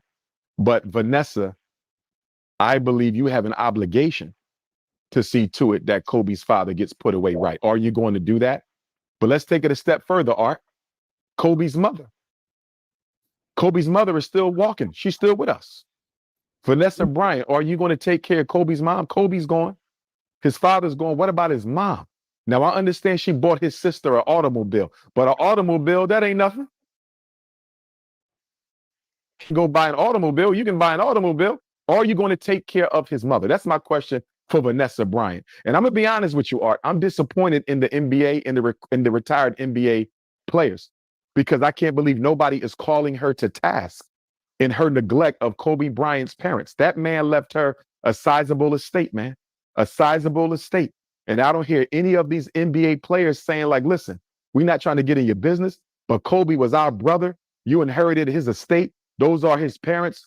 You would have never even met him because he would have never even be here if they didn't create him. You owe it to them and you owe it to him to take care of his parents. You know, I don't hear nobody saying that. Now, you and I both know if a black woman inherited a white man's estate and he had some old white parents, white folks would be all over the media shaming them. All over the media shaming them. But because Kobe Bryant's parents are black, Vanessa's not black, nobody's coming to his family's defense. I just hope they stand up for Kobe's mom. You know, I'm not a big fan of Shaquille O'Neal. I think he tends to coon a little bit too much, but Shaq got a good heart. And I believe Shaq is probably going to personally take care of Kobe's mom because Shaq, he got a good heart. And I just think he's that kind of a guy. You know what I mean? But it's Vanessa's responsibility to do it. So my question to Vanessa, Brian, are you or are you not going to take care of Kobe's mom? That's just type of thing to say. Yeah, I hope she does. I mean, Joe Bryant, he passed away. So, you know, the mom is all by herself. So, yeah, I hope she reaches out. But it goes back to the bunny hop, brother Art. You know, I keep see. Here's the thing, brother Art. People need to understand the 3 fundamental rules of racism. This is why we get all caught up in not understanding the behavior of Caucasians, because we don't understand the 3 fundamental rules of racism. Rule number 1, Art: all white people are racist. All white people are racist. There's no Caucasian on earth who's not racist. But don't confuse that with bigotry. Not all white people are bigots, but all white people are racist. What is the difference? Bigotry means I hate you. Bigotry, black people are monkeys. Bigotry, you know, Africans deserve to be underdeveloped. Bigotry, black people are half monkey. Bigotry is calling you the N-word. Bigotry is an emotional detachment, an emotional attachment to the destruction of another people. That's bigotry. An emotional attachment to the destruction of another people. Racism is not that. Racism is an emotional attachment to your in-group's control and power over resources, opportunities, and privileges. Let me say that one more time. Racism is about the control of resources, opportunities, and privileges. It has nothing to do with calling black people the N-word. It has nothing to do with believing black people are inferior to you. It has nothing to do with wanting to kill black people or shoot them or hang them from. For example, if you got a job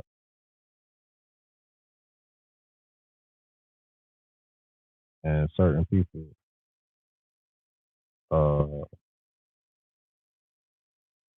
lie on your name,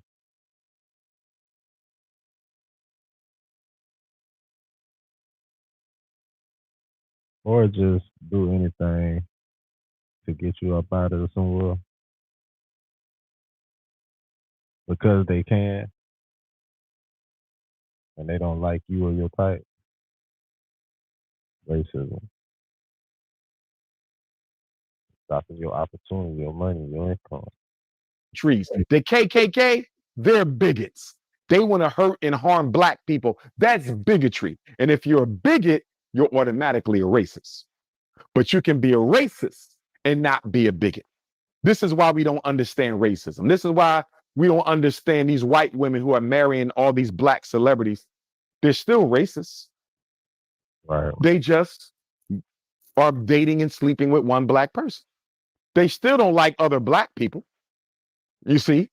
But when white people dance with us, when they have sex with us, when they carry out babies, when they marry us, when they work with us, when they employ us, when they hire us, we think they're not racist. Racism has nothing to do with hatred. That's bigotry. Racism is about control, domination, monopolization. Racism simply says, I want all white people to control the jobs. I want all white people to control the banks. I want all white people to control the school system, the economy. They want control of resources, privileges, and opportunities. That's all racism is, Art. And our people have a very poor understanding of racism versus bigotry. And that's why we are always constantly falling victim to racism. Well said. Candace Owens, how you feel about her saying that Kamala, she slept her way to the top? She may have. Kamala may have slept her way to the top. But don't most people in entertainment, and I do consider politics a form of entertainment because they lie and put on acts just as much as other people did. You know, but my thing with Kamala isn't the fact she slept her way to the top, because that's her business, quite honestly. My problem with Kamala is publicly. You incarcerated plenty of black people with no remorse. Publicly, you chose to dedicate your life to a white man, meaning you couldn't find a single black man on earth to commit yourself to. And I don't think we realize the symbolism of the snow bunny. The symbolism of the snow bunny is you're telling black people, none of you are good enough to be with me. That's the message. See, the white woman for the black man is his white surrender flag. You know how when you give up in a war, you wave the white flag? Right. Well, the black man waves the white woman.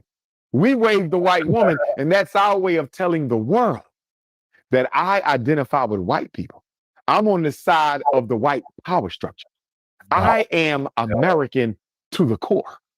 See, the white woman tells the white man everything he needs to know about the black man that she's with. I walk in with a white woman, I don't have to clarify my politics.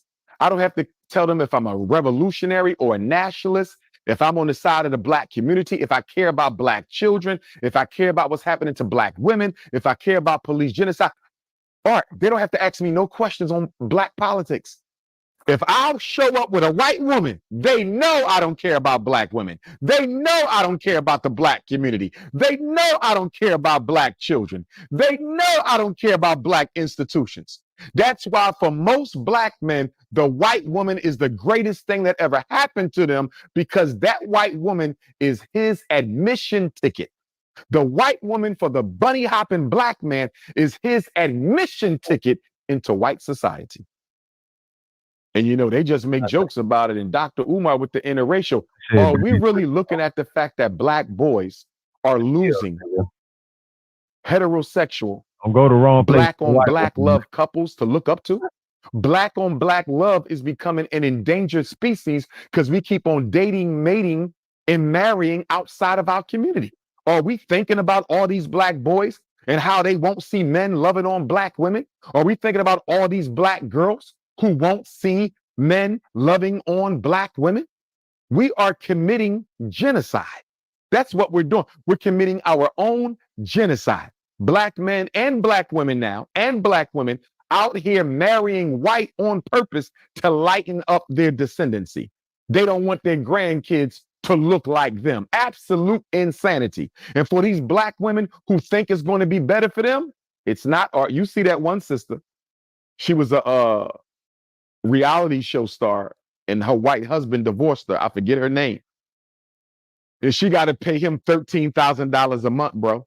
The court said he's entitled to live the same lifestyle he had with her. They don't even have children, bro. They don't even have children, and she's paying him more money than some celebrities are paying their spouses who they had children with. Black women better stop. These white men will marry you, divorce you, and take you to court, just like the snow bunnies is doing to the brothers. It works either way. You're not going to win. If you got to divorce a white person, white privilege is going to kick in for them. White racism is going to kick in for you, and you're going to lose. I bet you that sister wish she married a black man now. How much you want to bet? I bet you she wish she married a black. You giving that white man $13,000 a month, Art. And guess what he going to do? Trick all that money off with snow bunnies. He going to trick all that black woman's money off with snow. It don't pay, bro. I'm not against nobody. I don't hate nobody. Much respect to white women. Much respect to Latinos. Much respect to the Asians, the Arabs, the East Indians. Much respect to all of them, bro. But I am for my people. Just like when I stood up and said, I'm not going to speak on the Palestinian-Israeli conflict, except to say that I don't want to see nobody lose their life. I don't want to see the Palestinians lose their life. I don't want to see the Israelis lose their life. I don't want to see the women die, children die, elders die. But I'm fighting for black people. That's not my fight. That's not my fight. Because the longest running humanitarian crisis in the world is the Congo. And then you got Haiti, you got Sudan, you got Ethiopia. And you want me to take attention off of Haiti. You want me to take attention off the Congo. You want me to take the attention off Sudan and Ethiopia and focus on Darfur, Palestine? I'm not going to do that. I wish them well. But those people don't fight for Congo. They don't fight for Haiti. They don't fight for Sudan. They don't fight for Ethiopia. African crisis never get the attention that the Middle East get. It never gets the attention that Israel gets. And you think I'm going to stop fighting for black people to go and fight for white and brown people who don't fight for me? I wish them the best. But if there's any crying and any fighting that's going to be done for me, by me, it's going to be done in the interest of African people. Black queens forever. Snow bunnies never. Well said, man. And I like that quote too, man. You might want to get that trademark before somebody take it. So before we end the interview, man, instead of me asking you your top 5 rappers of all time, what is your... I'm going to give them to you, though. Give me that. Give me that. Dividends My top 5 rappers. These are not in order. Okay? Tupac is my favorite of all time. Next week, okay? I want to make that my personal favorite is Tupac Shakur. Now, if you say, okay, Tupac is your favorite, Doc, who are your personally favorite artists of all time? I'm going to go Naughty by Nature. I'm going to go Public Enemy. I'm going to go The Lox, D-Block, Jadakiss, Styles, and P. Okay. Lox. Okay. Hello, that's who I like to listen to personally. You feel me? Right, absolutely. Personally. Now, if you say who the 5 greatest lyricists of all time, I'm going to give you Big Daddy. These are not in order. Big Daddy Kane, Rakim, KRS-One, LL Cool J, and Cool G Rap. I believe, and I'm going to say this, and I believe this with all my heart. That's his motherfucker. If you put Big Daddy Kane, KRS-One, Rakim, LL Cool J, and Cool G Rap against everybody else who in the current now, let's say all the rappers living today, Lil Wayne, Jay-Z, everybody, against them 5 deadly venoms, they tear their asses apart.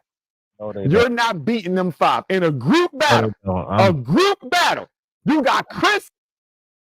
I'm done with this nigga. I don't even want to finish that.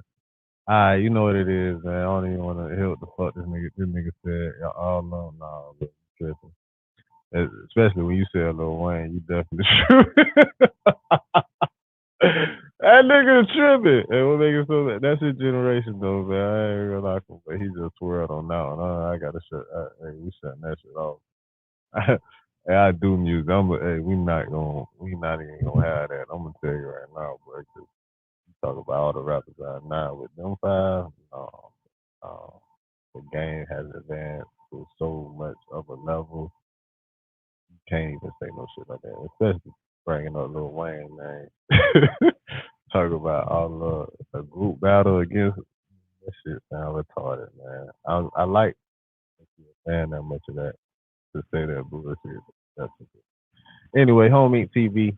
This is another real nigga reaction here. You know what I'm saying? On Hustlers on a Mission Every Day television. I am capital. Whatever you do, make sure you do it capital. And go to dividendsapparel.com, you know what I'm saying? Do it capital, create a positive impact today and later. You know what I'm saying? Fuck them haters. Get your motherfucking paper straight like that. Hey, man. Keep it positive, man. Stay out the people's face, man. Stay free. Do your thing. Take care of your people, man. Take care of the motherfucking ones. Love you. Love yours.